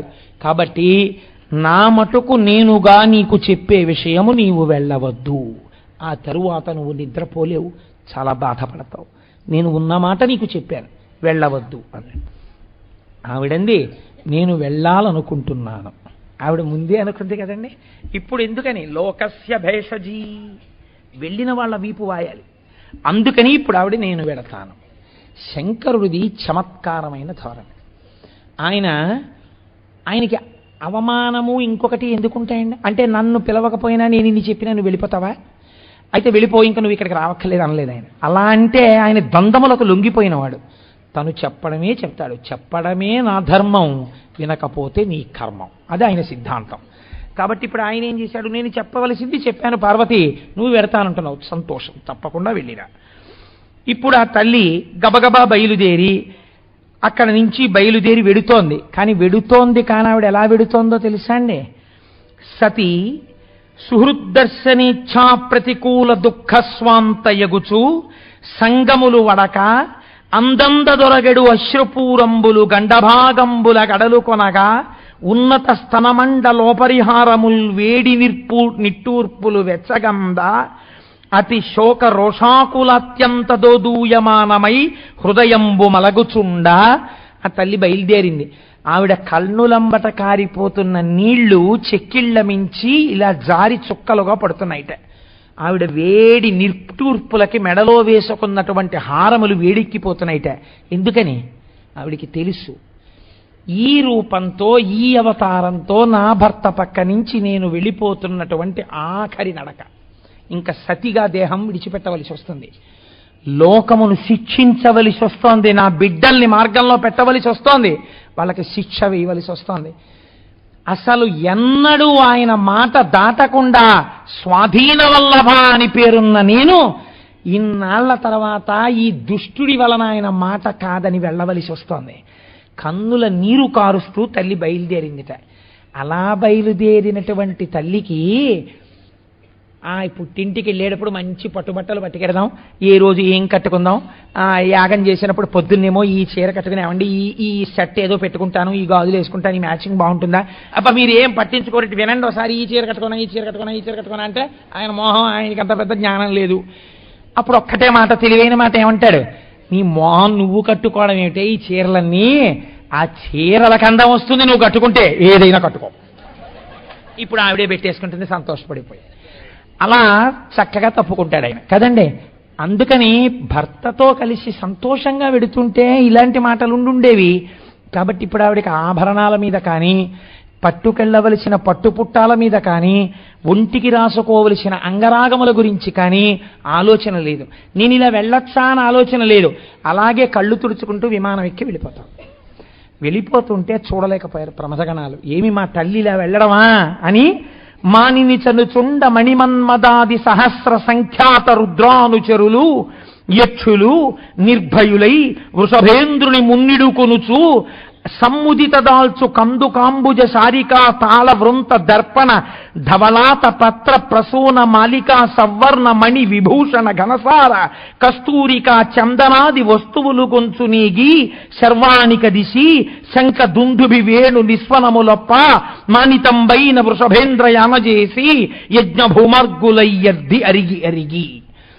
అయ్యో ఇదేమిటి అమ్మవారు ఇలా పెడుతోందని నందీశ్వరుణ్ణి తీసుకెళ్లి ముందు పెట్టి కొన్ని కోట్ల ప్రమథగణాలు పక్కన నిలబడి ఘంటారావాలు చేస్తూ వేణునాదాలు చేస్తూ అమ్మవారు కట్టుకోవలసినటువంటి సరిగంచు పట్టు చీరలు బోలెడన్ని విమానాల్లో పెట్టి, అమ్మవారు పెట్టుకునే కస్తూరి బొట్లు, అమ్మవారు ఒంటికి రాసుకునేటటువంటి అంగరాగములు, అమ్మవారు వాడకుండా పెట్టుకునేటటువంటి పుష్పాలు, అమ్మవారు ధరించేటటువంటి అనేక హారములు, నగలు, పెట్లు అన్నీ చేర్చి సంతోషంగా జయహో జయహో.